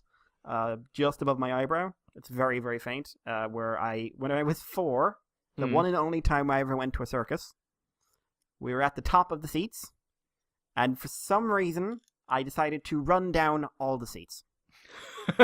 What, the actual seats or the stairs next to the seats? The seats. Oh no, Mikey. And these are sized for people. So the first 2, I had these big leaps, and I thought I was doing well. Yeah. I leaped a bit more, and what I didn't realize is there's this thing called momentum. Yes. And next thing I remember is lying on the ground at the bottom of the steps, and my mother standing over me and going like, "Oh God, look at his forehead, oh God." And everything after that's a bit hazy until I get to the doctor's and he's sewing up my head, and I'm really pissed off at him because I don't remember falling down the stairs or down the steps, or the seats rather. And I just remember sitting there, just like I didn't know I was being sewed up, and I was just like, "What? Why is it? He's mean. He's being mean to me." And and then all I remember after that is when I got the stitches taken out. I just remember the day I went in. I still could only barely remember that I'd been to the circus that day. I must have had a concussion or something. So yeah, that's the only scar I've had that's had any interesting. Because everything else is I was cutting some fruit and I cut my finger. You know, not the most interesting story. Any interesting scars on Andy? I've got a stupid one on my thumb, which I'll never forget, which was caused by a replica Urukai sword. Because I've got that. I've got an Urukai sword from the movie. And you know how it has the pointy bit at the back? Yes. Yes. And technically the blade is the opposite side to the pointy bit. Well, I had the sword and I was being stupid because I was young. And I was like, let's get this can of Coke box, which was empty at that point. And let's go to town on it. So I thought, well, you know what would be fun? If I turned the blade round so the pointy bit was facing down and I swung down. And I swung down, hit the box, and my thumb went into the topper bladed part. Oh. And I remember specifically pulling it out and then looking at it and went, oh no. As it just started going, whip. It didn't like squirt, but it just, you know that that look like it just like when your cup fills up when you've got it under a tap too much and it just goes whip. It just did that. It probably really should have had stitches, but it didn't. So I've got a scar on the not the nail part, the bit before that, near the knuckle, I guess, of the thumb. So I'll always remember, don't play with swords, which should have been obvious, but I was just like, I'm an urukai, yay! Oh no, whoops. And now you know why urukai didn't breed. Yes, yeah. There's a reason for that, I suppose. What would be your spirit animal? I don't know. Is this like something that you can choose? Can you choose your spirit animal? Because I imagine none of you that can't. fecking Pottermore Patronus nonsense. Where it's just like, ooh, put in your name and you're fox. No, just like pick an animal. Pick an animal. Because I know Nicole's got one that she doesn't like too much. Yeah, but she's got a culture behind it. Well, yeah, it actually makes sense for her to have one. I'd like a dog, a nice, friendly dog. An as otter my in a spirit cape. animal. An Hang otter on, in a what? cape. Why Want an otter? does it need to be in a cape? Because it's my spirit animal and it's wearing a cape. Okay. And otters are neat. Would it crack the skulls of your enemies upon its tummy? Damn straight.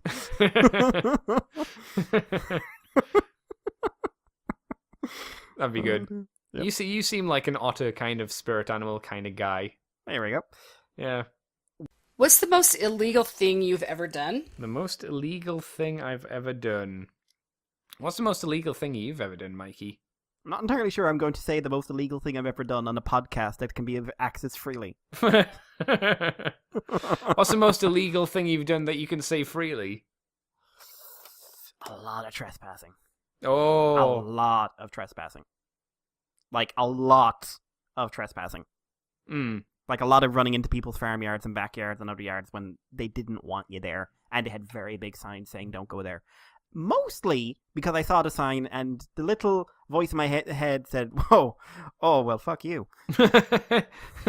Really? Okay. Yeah, so there was I was a weird, rebellious child. You don't seem like a child that would rebel, though.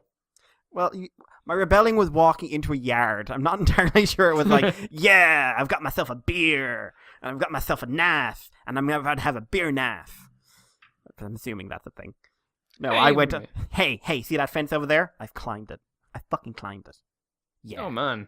And then walked out of the yard, hands in the air, just like, yeah. And then ran when the farm dog came out, and I was just like, flee! Oh, no. The signs were there for a reason! Oh, no. What about you, Andy? What criminal stuff have you gotten up to? I I remember at one point around the Pokemon card phase, I took my mum's credit card and ordered some Pokemon cards online. Oh no. Oh yes, not a huge amount. I got like 4 or 5 packs.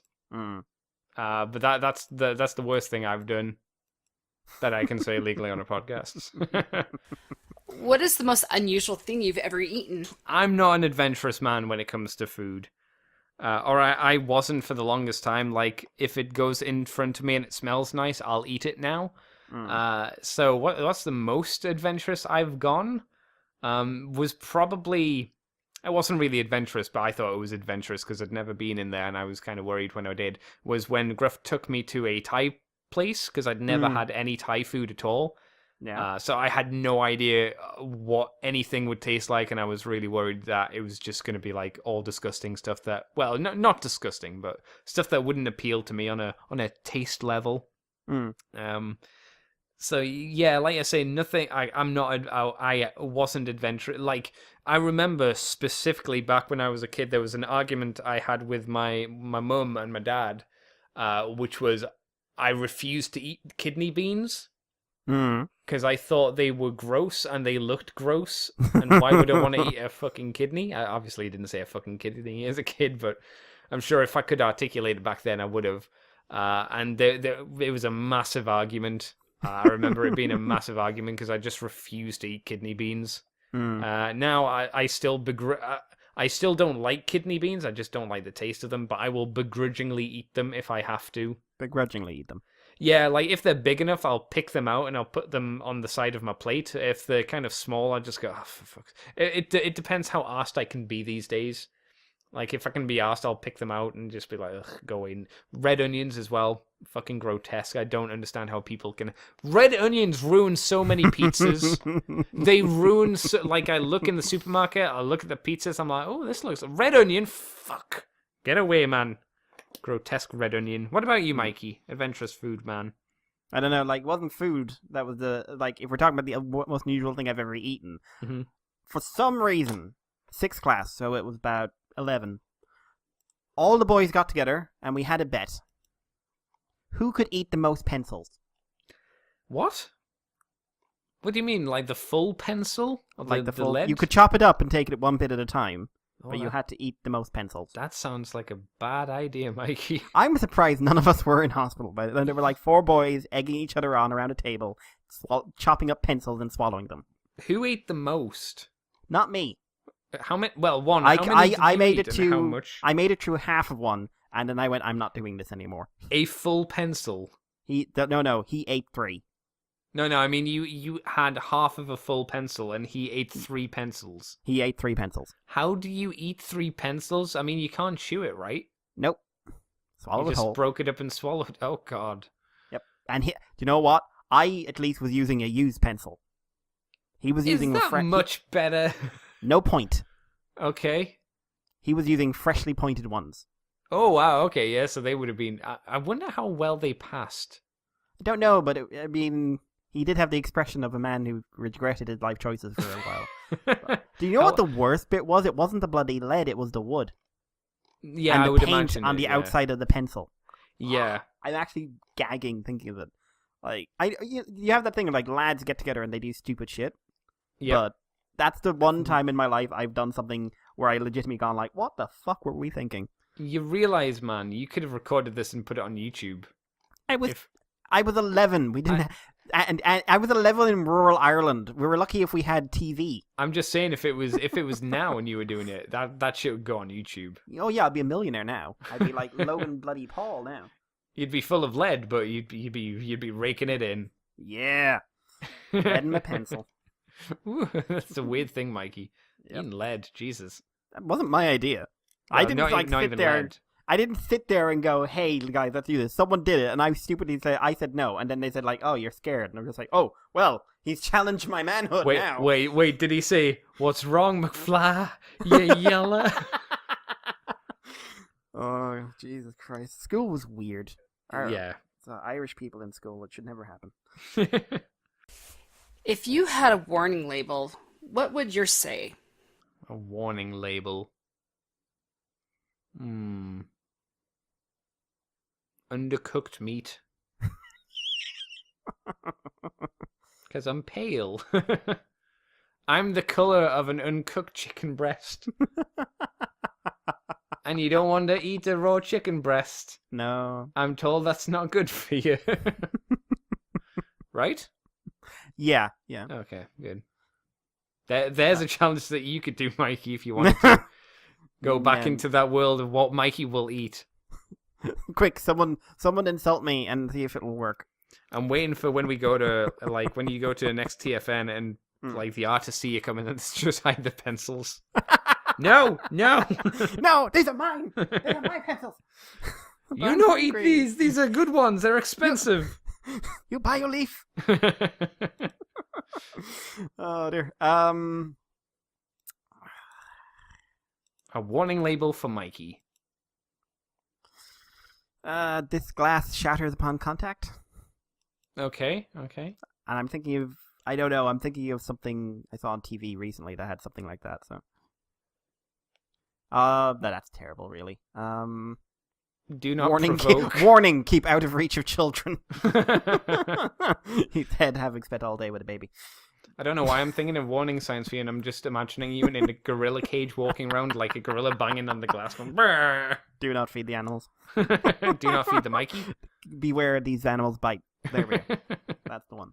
That'll work, yeah. Who was your first celebrity crush? It's difficult to try and order things in my mind of when my dingle felt a pingle, you know. Jet was one, because that was like that's like 93, 94, something like that. Maybe was it the moment where you realized she could stick her leg behind her head? That was pretty. I don't know when it was. I think she was always pretty. Like she was always a very pretty lady, and she still is. When was Gladiators on? When was it first on? Was it 91? I was watching it I was watching it in 93. Was it on? Yeah, that's the thing. Was it on before that? Don't know. Because it was either that or maybe Jessica Rabbit. I think I saw everyone's that later. had Jessica. Anyone, male or female, who has not said that they had a crush on Jessica Rabbit is fucking lying. When was and I know Roger this. Rabbit I have out, had though? this conversation independently with men and women, heterosexual, homosexual, every sexual. This has come up, and everyone's like, Jessica Rabbit, and you just see the same fucking expression on everyone's face. Everybody, yeah. Yeah, like, and any of you listening to this who are denying it, or going like, that be hentai shit or something like that, don't fucking lie to yourselves. We made the hentai shit back in my day. This The Japanese look to us for porn cartoons. You know what? If they had Jessica Rabbit, they'd have some class. I don't know. Well, yeah. Anyway, just saying, everyone did it. Gladiators was 1992, so it would have been around then, and I don't know when Who Framed Roger Rabbit was out, or rather when I saw it, because I don't think I saw it in the cinema. I definitely didn't see it in the cinema. I saw it at home. Yeah, I think I did as well, so probably Jet. Now, I actually had to think about this. I realized it was one of the things where I bought merchandise for someone. Oh, okay. And looking back on it, it's just like, it's a good thing I didn't have a lot of people around the house back then, because that would have taken some odd explaining. Was it Hazane Miku? No, it was Victoria Beckham, or Victoria, whatever her name was back in the day. Really? Yeah, I had a really big thing for like 2 years. I was really into her. Huh. And I owned a Spice Girls pillowcase. Oh, wow. So you had a hug pillow? It was more just a sleep pillow. Yeah, well, you probably hugged it. I don't know. Like, I was asleep at the time. And to be honest, like, looking back now, with my taste in women, it would have been Mel B. But she had real freaky hair back then, though. Yeah, I wasn't looking at her hair. Teenage Mike, he was not shy about these things. But, like, my taste in women has changed over the years. Mm-hmm. But yeah, I remember distinctly the Victoria Beckham thing. Or what? I can't remember the real... Victoria Brown? Don't know. I also don't remember when that faded, by the way. It just sort of vanished one day. Was it when she married Beckham? I don't know. Probably when I looked down and realized I was a 16 or 17-year-old boy with a pillow for the Spice Girls. But if you were reincarnated as an animal, what would it be? What would I be? Or again, what would I want to be? Just what would you be? Because those are two different things. Because I'd want to be a dog in a very nice home, obviously. Because being a dog looks like it'd be pretty neat, but only if you're in a good place. Yes. What would I be reincarnated as, though? You know those little frogs that go... meow, meow? Maybe that. The little frogs that squeak. Yeah. I imagine their lives aren't amazing, though. I imagine in the wild they get fucking wrecked. Yeah. I don't imagine this tiny frog squeaking at like a bald eagle and it going very well for the tiny frog. One frog with a tiny bat waving at an eagle. Otter in a cape. Again with the otter, then the cape. Yeah, otter in a cape. Yeah, okay, yeah. Seen a pattern here, like. Which celebrity would you like to play in the biopic of your life? Nicole suggested like one of the Beatles' sons for me. I don't know what any of those people are like. Neither do I. They're like people. They look like me, apparently. I know who people would say should, and I've never known how like. It's occasionally one of those things where I have a bit of an eyebrow raise. But who's this? Jack Black. Really? I have had people pull up in the street and yell Jack Black and then drive away. It must just be because of your hair. I don't know. Well, to be fair, I am literally half the man I used to be.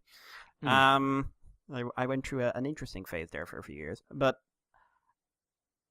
Jack Black, I suppose. I mean, I don't mind Jack Black. He seems nice.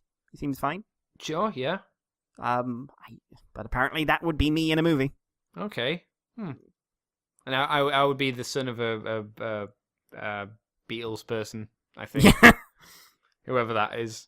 Ask Nicole for details. Ask Nicole. Speaking of which. What 5 songs would be on the soundtrack of your life? This is really hard for me because I know songs to hear them, not to name them. Right. I'm not good at naming songs. Agreed. I know that people... I've been told that if I have a theme song, it's like The Boxer by Paul Simon. I don't know what that is. It's a folk songy thing. Okay. But yeah, that's all I can do for this. This is outside my realm. Yeah, again, Nicole should know I don't know music. Like, I know music, but I don't know who sung it. I don't know what it's called. I don't know when it was sung. These are in there because she's got a list. I guarantee you. I guarantee you. I will put money down. For us or for her? Well, she's got one for her, certainly. Oh, God, yes. But yeah, for us, I guarantee you she's got, like, these are the 5 songs I think of when I think of XYZ. Yeah, Nicole, send us the list and we'll put it up on the Facebook page. Yep. That would probably be easier because you know me, and music. No I like Beatles it, songs. but I don't know They're not anything that good. about it. Ooh. And lastly, where's Waldo? I believe you mean where's Wally? Oh, yeah, Waldo is the bad guy.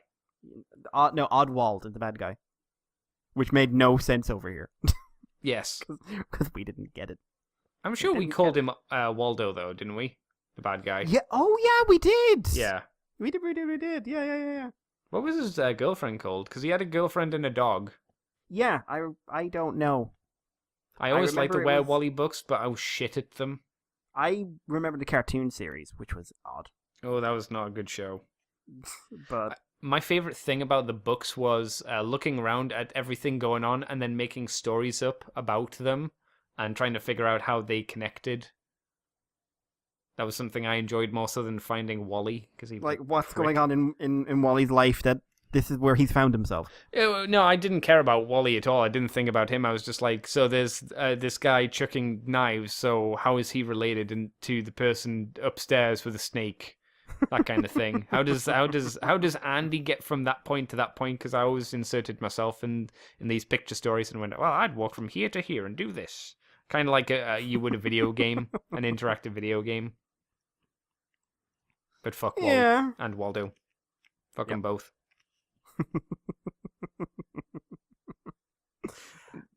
You say that was the last question then, Mr. Mikey? That was the last question. Thank you, Nicole, for those. Yes, thank you very much. Yeah. Hopefully everyone enjoyed those. We're going to have, I think we've got some more messages to go, and then we're going to jump over to news where Andy will take the lead. I will. Indeed. So enjoy. Talk to you in a second. Hello, ladies and gentlemen. You might not listen to us that much. Odds are you probably don't. But it's me, Stu. and Im Tricky. Hello. From Welcome to Kimia, and we thought we'd make a little audio recording for the dastardly people at Moonbase 2. I remember when I started listening to Moonbase 2 when they had. Do you remember Dave, the old guy? I remember Dave. Yeah, Yeah, I remember. I remember I asked a question and Dave read my name out and I was all happy that I got mentioned on Moonbase 2 and I was like kind of giddy about it. And now over the years we've got to know these people and we realise what terrible, terrible, terrible people they are. Terrible, terrible human beings. Yeah, I mean, and people paying money. Look, all I need to say is, look. I thought it was bad enough with Dave and Andy, and then they got Mikey involved. That man's a criminal. I don't even know why he's allowed in public. Well, Mikey's got the pictures. That's the thing. I'm sure he should be away. He should be away in prison with this paleo business. Poof. I believe it's spelled slightly differently. Oh, that's way. I'm stepping away from that. So to the Moonbase 2 guys, congratulations on however long it's been. It's been far too long, and who knows, maybe Welcome to Kimia will reach that point at some point. But yeah, well done, guys. Here's to years to come, and hopefully less Mikey. Yeah, well done for not stopping. Yeah, well done for. Don't you stop not stopping. Yeah. Bye. Hey everybody, this is Alex Milne.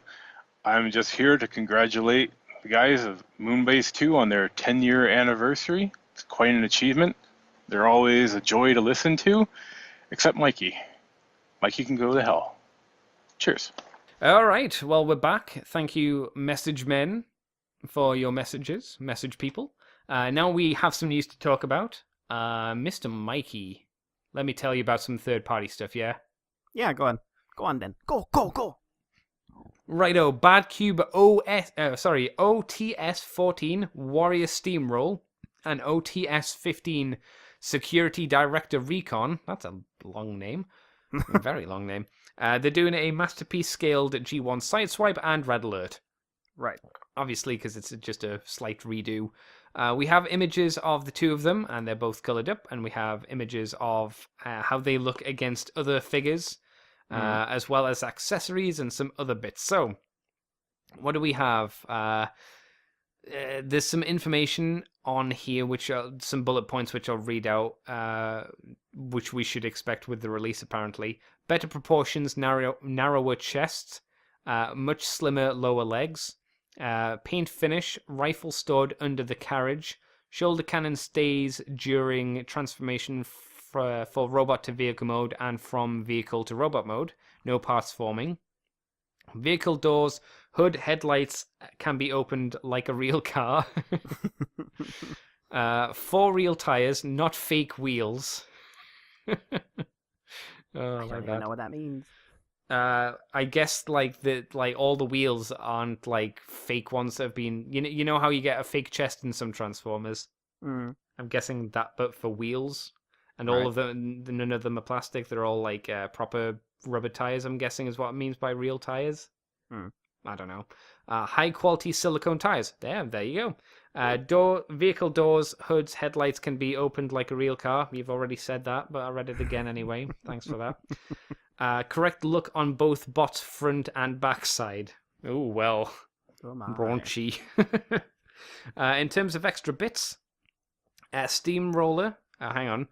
For OTS 14 Warrior Steamroller, we have several interchangeable pile drivers and extra faces. An extra face and a very nice jetpack, which is compatible with the official MP Optimus Prime, MP10, I should say. Let's just call it Red Alert because it's easier. He receives 2 faces, white covers for the headlights, an extra plastic piece to recreate his iconic light-up horns from the episode where he goes fucking crazy. And these molds are approximately about $90 each, it seems, from different stores that you can buy these from. So I guess the question is, Mikey, what do you think? Do you like it? So these are interesting. I saw a couple of people go like, I like these because they don't have a point. In terms of what do you mean they don't have a point? Well, they're really not that different from the two masterpieces. Apparently, the window doors though set a lot of people off with Red Alert. I think they look cool enough. One thing I don't like though is the faces. Why is that? What's wrong with their mushes? I don't know. There's something uncanny valley about them. The extra faces are fine, but there's something about the two standard faces that look. There's something off about them. I'm not sure what it is.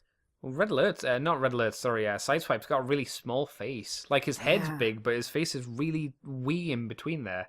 Yeah, especially when you see him next to Sunstreaker. Yeah, definitely. Sunstreaker's got a massive face. Very odd. I don't like their Sunstreaker face either, to be honest.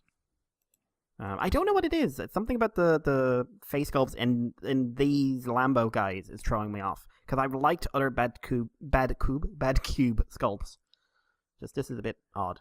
Isn't the Sideswipe, not the Sideswipe, isn't the Sunstreaker he's with though, the Masterpiece one? I thought that was because they did is it Sun Surge? I don't know. I'm pretty sure that's the Masterpiece one, but I could be wrong. I don't like. I know. I didn't like the Masterpiece one's face that much either. No, I have a feeling it's that one because it looks kind of. Yeah. I'm not a fan of either of these personally. Like you said, really, like they don't serve that much of a point because the Masterpieces did good enough. I guess if people really like the door wings, that's maybe a reason to get it. But I would guess you need to be a real big Red Alert fan to do it, or a real junkie for engineering. Yeah, if you like don't want no parts forming. Very, very curious what the engineering on these guys is going to be. Yeah, like how similar it is to the official releases and stuff. And what differences there are between them, because obviously something's happening with the doors. Yeah, you would think so. Yeah, like this is one to keep an eye on. I certainly watch videos of. I wouldn't say I'm particularly excited by it. No, I would agree with that. Yeah. Do you want to take the next two stories then, Mikey, since they're both add-on kits for movie things? Yeah, so first up is DNA Designs, who revealed a Studio Series Grimlock add-on kit for an upgrade. This kit includes a new articulated left hand, a new right arm to replace the battle mace arm, a new battle mace with posable chain. The mace can be attached to the right arm, replacing the hand. New battle spear. Some parts can be attached to the dinosaur mode for extra detail. So basically filling out the neck. A new articulated tail for dinosaur mode, which can be attached to the left arm in robot mode.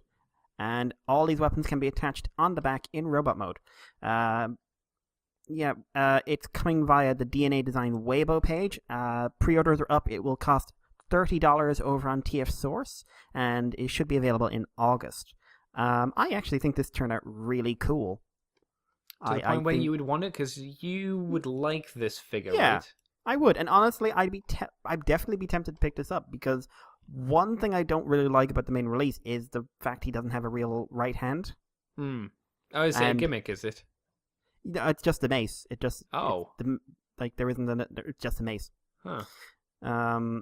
So I like the option of having a proper hand. I also like it. I've never minded the movie Grimlock weapon. I just kind of wish the toy was better at holding it. So a version of that is actually functional. Honestly, I'd be very tempted to pick this up. What price point would put you off getting it? Like, what would your maximum price point be for it? It's pretty much on the cusp. Okay. If it was like $35, $40, I would be a lot less interested in it. Do we have a price for it? Yeah, $30. Oh, okay. So you're good then. Yep. So, I mean, I think it's a nice little upgrade kit, and I've seen reviews of the figure now, and I think it's turned out pretty solidly. So I think as long as the paint work is up to scratch, because this is a very well painted toy. What are you waiting for the main figure then? Just a price drop or a specific like money coming in kind of thing? Like when's Mikey getting the figure? Finances more than anything else, and when I decide what price I want to pay for it. Yeah, like how much is it going for you? Currently $55 on Big Bad. Ooh, no. Is it in your stores? Is it in Smith's at the moment? No, they got the deluxes in recently, and they are between 20 and 25 euros. Which for is the deluxes better. or for the leaders or what? Deluxes. Oh, God. The deluxes, but it's a lot. That is better priced than the movie stuff was. Was it? Yeah. How much was the movie stuff again? 26, 27. Ew. So, deluxes again. So yeah, I keep an eye on this one. I want to see what it looks like fully painted. I like the mace. I think the mace is a really cool accessory. The fact that it can go on a chain looks pretty sick as well. as we talked about earlier, chains and all that kind of stuff. It's pretty neat. And a purple chain too. Yeah. I'm interested to see how that works. I like the fact that you can add extra detail to the neck that really looks like it helps out a lot. And giving him a proper hand so he can hold the mace and posable hands and stuff is always a plus. Yeah, it looks like a pretty solid kit to add on to this guy, so we just have to hope that the paint is well applied so it doesn't stand out too much, so it looks like it's a seamless addition to the figure rather than something you've bolted on. Yep. Apparently Dr. Wu is also releasing something, at least a mace weapon. But nothing else. I've seen a silhouette of the mace weapon, but I haven't seen any official news or releases on it yet, so wait and see. But he is fiendish. Okay, yeah, it's true. It's true. In other upgrade kit sets, Shockwave Lab is releasing SL28, which makes me go, has there been an XL1 to 27? Which is for Studio Series Blackout. This is an upgrade kit for a pair of articulated hands. One of the most common complaints I've heard about this toy is they don't like the hand placement. It's apparently just in, it's in sort of gorilla, or what some people call gorilla arm pose. This will be show accurate 3 fingers, wrist articulation included. Unknown how you'll install them since the hands are pinned. It may come with a wrist adapter, perhaps. They just show it here holding an Optimus Prime sword. I mean, they look pretty solid. I mean, they look like nothing, but that's just what Blackout's hands look like. So I think for this, it'd have to be cheap. Yeah, I imagine it won't be though. There's no way on earth I would consider buying these if they were more than a tenner. I think if it'd be more than a 10, I'd see them I would guess 15 maybe. No, I'm sorry, no, just no way. I could be wrong. I could easily be wrong, but you could be right, but there's no way I'm paying it. Oh no, certainly not. Well, I'm not getting this figure, so I mean, it looks like an okay upgrade, but it's not as. It doesn't add nearly as much as, say, the Grimlock stuff does, obviously, because it's not as much. It's just a few extra hands. So maybe, unless you're a real big Blackout fan, this is worth it while. I don't know. Yeah. Maybe if it's cheap enough, it'd be better. Yeah, I know a lot of people who liked the toy didn't like the hands, so. Is it really that big of a contention point, though? Seems to be. But, okay. What set people off, who knows. But Andy, take us on to some Masterpiece news. Yeah, some Masterpiece crazy woo-woo happened this week at a event. What was the event, Mr. Mikey? What was the show called? If you know. Shizuku Hobby Show. Oh, okay. I haven't heard of that one before. I don't think we've covered it before in the past, right? No, that's new. Yeah, I thought so. So we're going to start off first with a redeco of Sunstreaker into MP42 Cordon. Le Cordon. He has a few different bits added to him. I think he's got a completely new face sculpt, and he's also got sirens attached to the top of his hood. So he's much more of a woo kind of car than he was prior, because he had no woo-woos before. He's all white, and he has black and red highlights. So I think they should have made him a Decepticon, because I think he looks a bit more evil, especially with the bright red eyes. He does look quite intimidating. Yeah, maybe you could have sold him as an evil doctor. But I don't know. Yeah. Do you know what he reminds me of? The Machinations from Maximum Dinobots. Is that because of the head shape? Yeah, the overall head shape, not necessarily the face sculpt, but the layout of the head. Yeah, I could see that. There's not a lot of other details. I don't think there's anything else done to him that's significantly different. No. Apparently, one interesting thing to notice is the new chromed handgun. Yes. Which seems it can become a arm cannon as well. I'm not sure I'd describe that as interesting, but maybe it is for someone. Just not me. Yeah. I mean, it's maybe I don't know. Is it more interesting than the Sunstreaker? Or is it just interesting because it's different? For me, it is more interesting than the Sunstreaker. Why is that? One, there's a bit of history to this, because this is obviously the Diaclone design. Yeah. Capital THE. Another, I like the head sculpt better than Sunstreaker's. Yes. And I do kind of like the color scheme, although it is bland. There's not a lot of oomph behind it. It is just white with a few black highlights.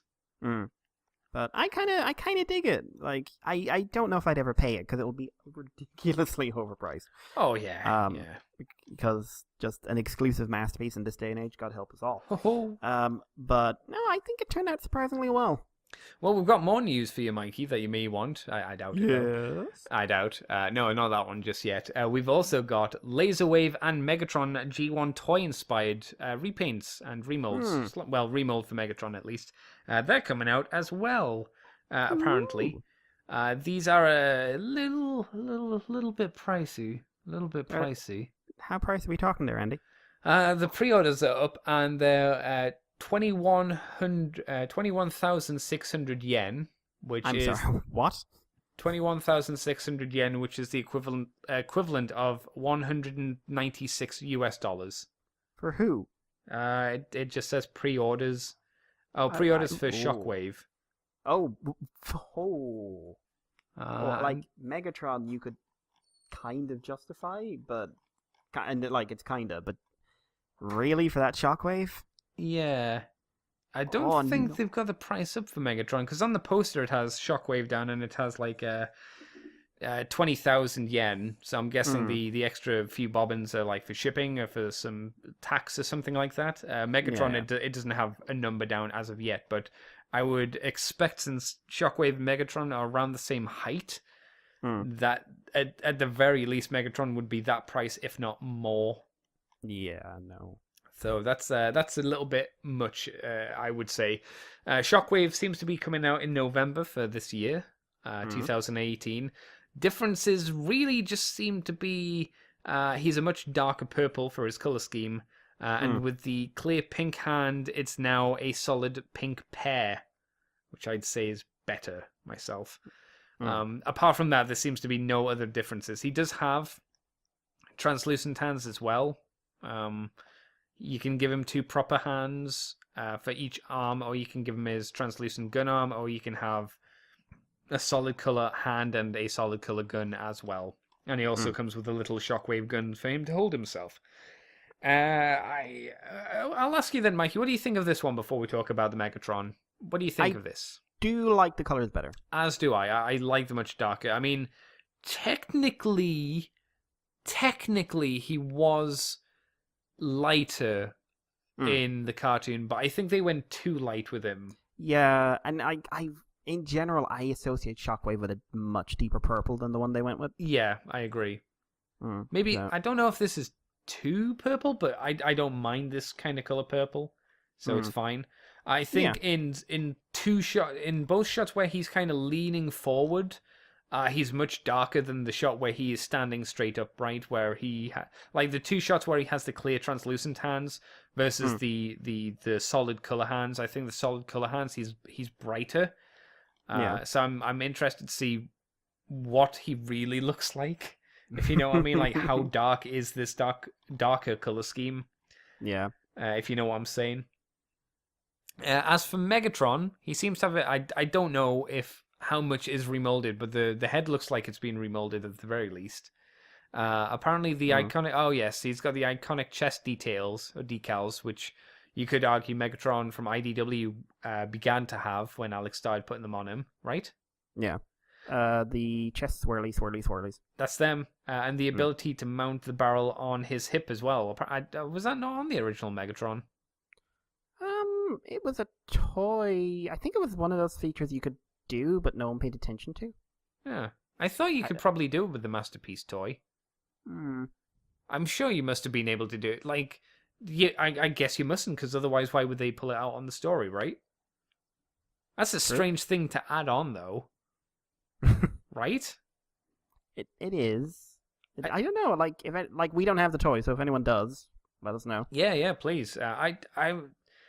I would be surprised if the barrel didn't do that on the original version, though. But because he did that in the show, I'm sure. At least in one part of the cartoon, he had the. Oh yeah. There was one more bit where he shot someone with it. Yeah, so it'd be weird if they took that out only to put it in this version. Oh well. Mikey, what do you think of toy accurate Megatron versus cartoon accurate one? I prefer less interesting to me. Yeah, I prefer the cartoon accurate one personally. I think the face sculpt is much better on the Toon Accurate one. Do you think this is going to have multiple faces?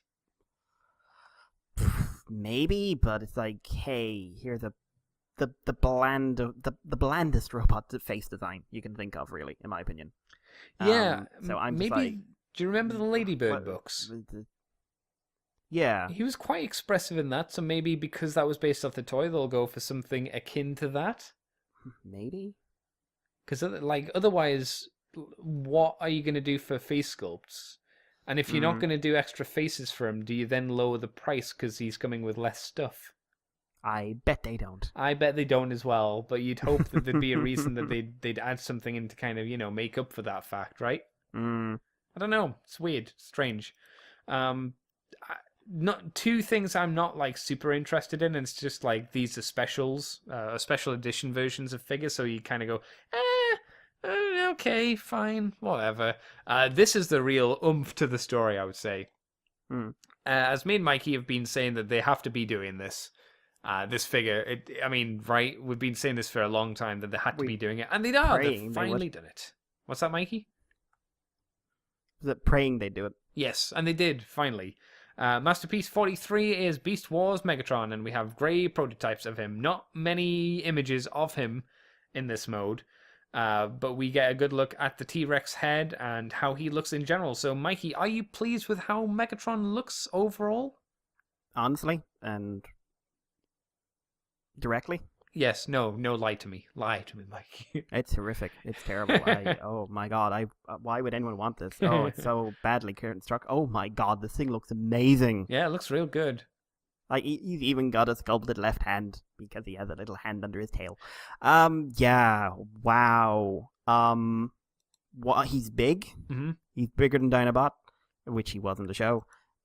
He's got loads of detail. The sculpting on the face especially is brilliant. I think they've added a couple of extra bits of detail even. He's turned out so well, Andy. There's not like one not issue, but one gripe I might have, and it's only a gripe, and it's only a might have because I'm not entirely sure about it. Is I don't think the eyes move for the dinosaur head.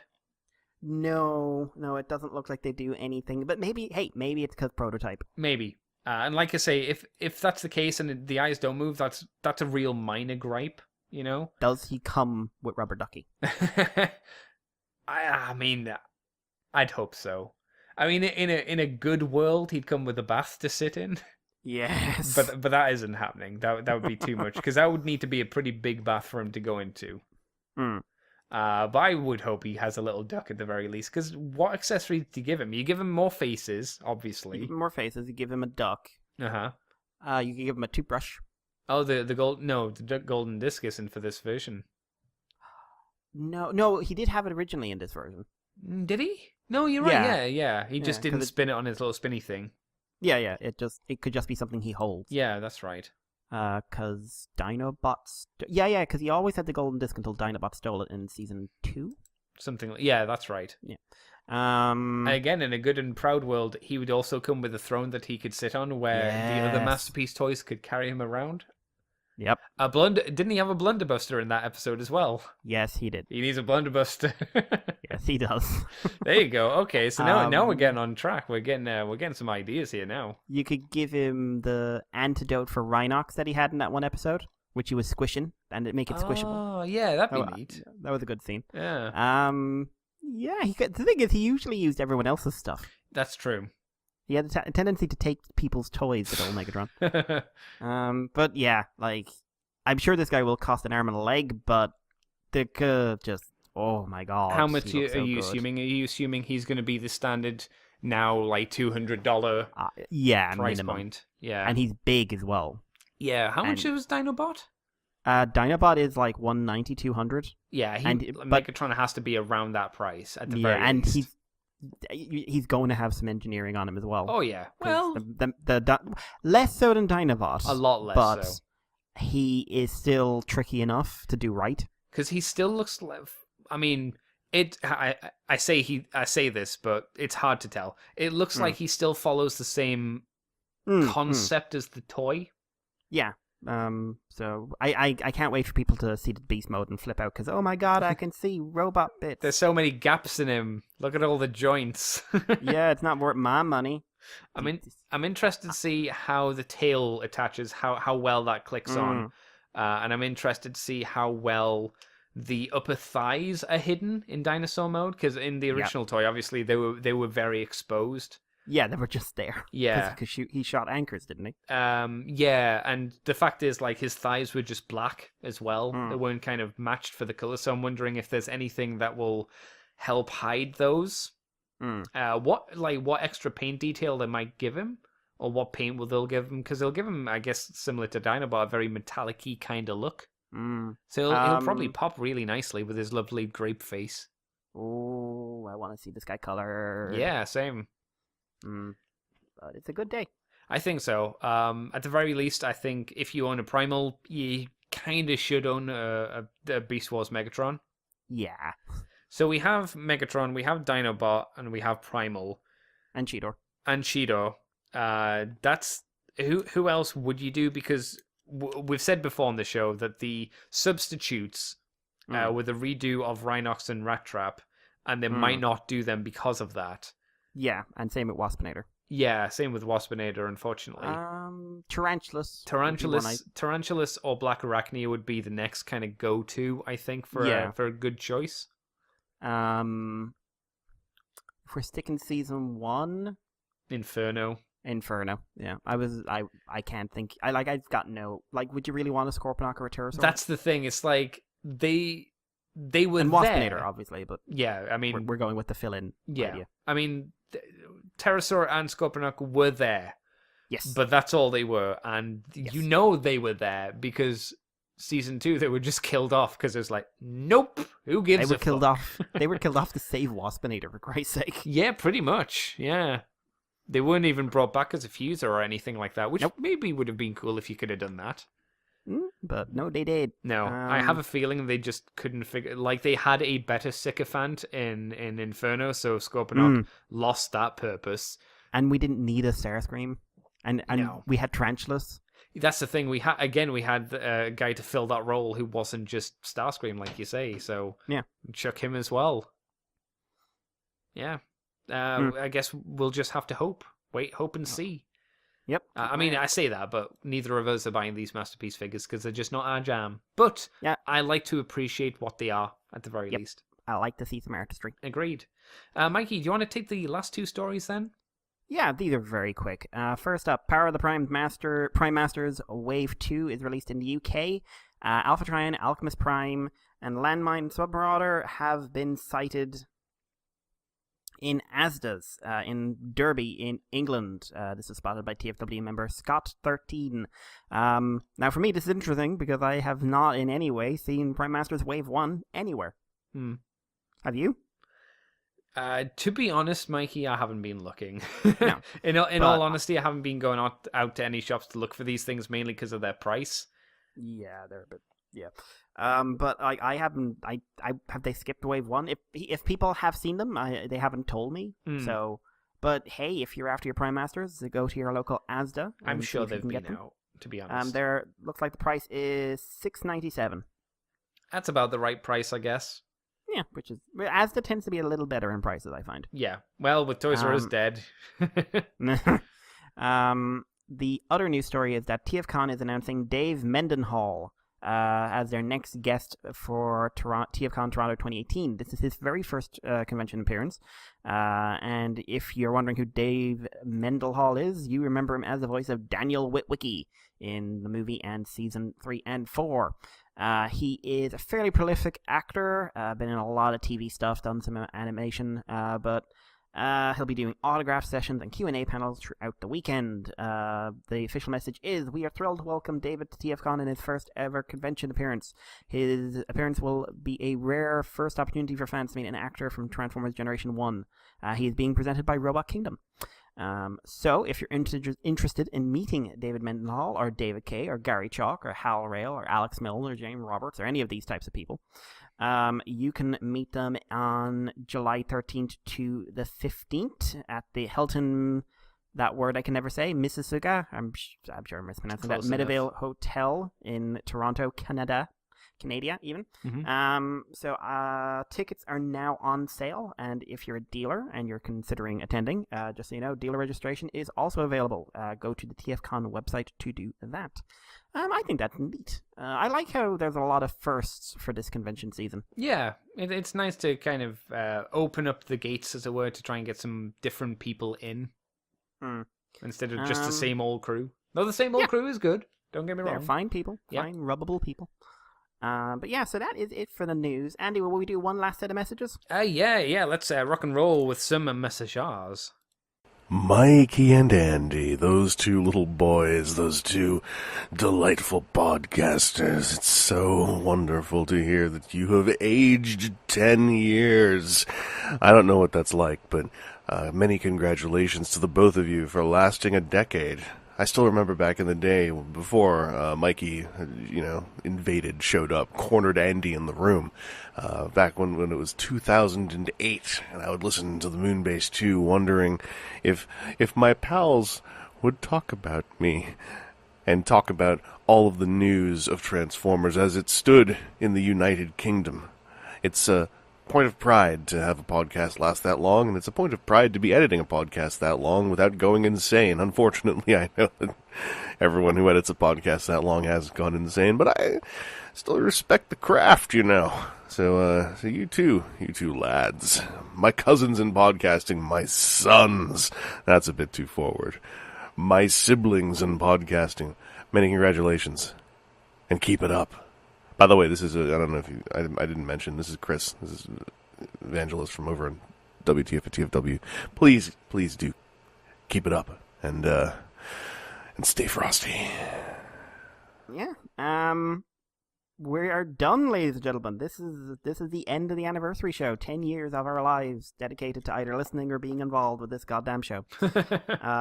I just want to say thank you so much to everyone who left us messages. Said Chris, the Kimia guy, wait. We don't know if we need to thank Chris yet. We haven't actually got his message yet. There is a Chris in there. There is a Chris in there. There is a Chris. So I'm covering bases, Andy. Also, you're ruining the illusion. I'm the editor here. It's fine. I don't mind ruining the illusion. Well, I did make sure to listen to everyone's message beforehand, so I know who's definitely in. I like Seth's one. It is both very nice and also I feel like it's building to sarcasm and then it just goes sincere at the end. I'm just like, I don't trust this. To me, it felt like someone had a gun to the back of Seth's head and he was being made to say it. Read the line. But guys, thank you so much for we really, and Adam just I want to listen to one of the audiobooks Adam does, because if he starts like that, it must be one of the most sexual experiences. Tell me I'm wrong. I don't want to. But yeah, guys, we really hugely appreciate that you took the time to record stuff for us. And that you've been listening and involved and on the show or whatever. I want to thank everyone who's ever been a guest on the show.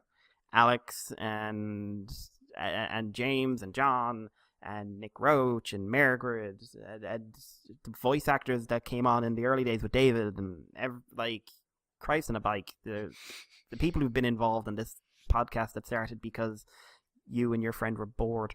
Nerds on the internet and had things you wanted to say, because that's how every podcast starts. And I want to thank the patrons as well. Oh yeah, definitely. Yeah, they're the reason that keeps us going, really. Yeah, seriously. We cannot thank you enough. Not you, Jeremy. Oh damn, hot fire. He made a point of pointing out that he was a supporter, and now he's going to pay for it. Yeah. Now reap your reward, Jeremy. You'll weep, you'll wingy. But yeah, and just listeners in general, my God. Especially if you've been there from the start. And all the people we've met and everything else, it's getting sappy. I'd just like to thank everyone at the Academy. But no, seriously, I appreciate everyone who's ever in any capacity gotten involved with this podcast as a listener, as a guest, as a friend, or whatever. And you're a good bunch, and you've made my life better for it. Mm-hmm. Andy, anything you want to say on that regard? Yeah, echo your words as well, Mr. Mikey, and I'd like to thank you as well for joining me and filling in for Dave and being here all these years and talking with me, because without you it'd just be me, and that would be a terrible show. Wait, no, you've done it a couple of times. It was really bad. I know. Well, I'm glad to be here. I wouldn't be here if I wasn't. That's true. Yeah. And I don't know if I want to say 10 years more. Well, we'll see how it goes. Let's say that. See how it goes. Again, I can't decide if that's a very positive thing or a very negative thing. Yeah, agreed. Hopefully it'll be positive. Hopefully. Yeah, but hopefully everyone enjoyed the question and answer session as well. I've really enjoyed doing that. Yeah, I mean, where should people go or send questions to if they have their own questions they want us to ask? If you want to ask us any questions about life, the meaning of the universe, and everything in it, there are two ways of doing it. We have a Twitter, the Moonbase2 at Twitter, and or at the Moonbase2 on Twitter. I keep doing that. I don't know why. You're bad peoples. I am bad people. But so, yeah, again, at the Moonbase2 on Twitter. If you ask us a question, there's like a 99% chance we'll read it out. Unless it's something like, hey, I just want Mikey to tell me what show he was talking about, in which case I'll just respond on Twitter, like I did a couple of weeks ago. Oh, okay. Because you don't need me going over it again. No. Also, you can see the spelling of some of the things, which is always handy. And if you'd like to contact us via email, the email address is themoonbase2@gmail.com. Again, send us in anything you'd like. We will respond to anything. Also, if anyone's got any belated anniversary messages they want read out, make sure to send them in. Yeah, just keep them coming. Keep being there. Otherwise it's just us talking to ourselves. Yep. And that's lonely. Aw. Andy, what about you? Anything you want to tell the people? No, just as ever, thank you for joining us on this adventure of podcasting. Hope we have been entertaining for all these years. We seem to have been, I guess. Hope to get more people to notice us, and hope to keep entertaining the people who are listening and still listening. Means a lot. It's nice to know that my opinion matters to someone. It's a good feeling. So I guess it's just time to plug ourselves away. You can find me on Twitter and Tumblr, CCTFW, on YouTube as Cobra Commander TFW. You can find this podcast on the Moonbase 2 forums. We're on iTunes, we're on Twitter, we're on Facebook, we're on Libsyn, we're on YouTube as Moonbase 2 Transformers Podcast. And I think we got all those bases covered. If you want to help out the podcast, you can head over to patreon.com/Moonbase2 and just do $2 each week, and you get the extended version of From the Files of Teletron 2. You get interviews a week early, and you also get the Moonbase Woo Woo, where we talk about random stuff that we want to talk about. That reminds me of something. Yes? We discussed this about a month and a half ago, but one of the things for the anniversary will be the public release, either on the Libsyn or on the YouTube, or both, of one of the Woo Woos. That's right. Yes, so I haven't actually gone through them yet and picked one out. I'll have to get a list off you, Andy, and check through. Okay. But just one, because I think it's a nice little extra on an anniversary, and two, maybe you'll enjoy it and you'll give us money. There you go. Because the next one has been picked out which one it's going to be. It's at least going to be Avengers Infinity War, if not like the whole MCU, just for a general discussion. We'll see. But nice and timely. But that'll be recorded sometime this month. I think the MC as a whole might be more interesting than just delving into Avengers, because I think everyone at the moment is doing a podcast on Avengers. Yep. So maybe it'd be an idea to look at the movie universe as a whole. Like the ups and downs. And then the just hey, we can just call it Bathos. Oh God. And if you don't know what that is, you can finally hear us explain why we don't like it. Yep. But yeah, and if you want to talk to me, it's YouTube on GWolfE3 or Twitter as Irish Paleo. We will be putting out as well this week the Tom B. Long interview as well for people that have got it for free or want it for free. That'll be going up. Really, really fun guy to talk to, so check that out when you get a chance. He seems like he'd like to chat with you or us again at some point in the future. Yep, I'm going to get him on for something with Matt at some point. Oh, very good. I have an idea when, but one, I need to hijack Matt, and two, I need to actually look when certain shows are starting up again. Oh, interesting. Okay. But I won't spoil anything. It'll just, Maybe. It may never come to anything, but I'll give it a go. Have to wait and see, I suppose, right? Hmm. And if you want to hear what we've been up to this week, you're going to, have to wait till next week. Yep. Yeah. I'll just say one thing. Friggin' YouTube spoilers. Yeah, and I've caught up on all the stuff as well. All the stuff. And you'll get to hear about that next week. So we will catch you then, everybody. Once again, thank you so much, and we will see you in the future. The future is now. It is not now. Don't lie. Thanks, everyone. We'll talk soon. Bye-bye.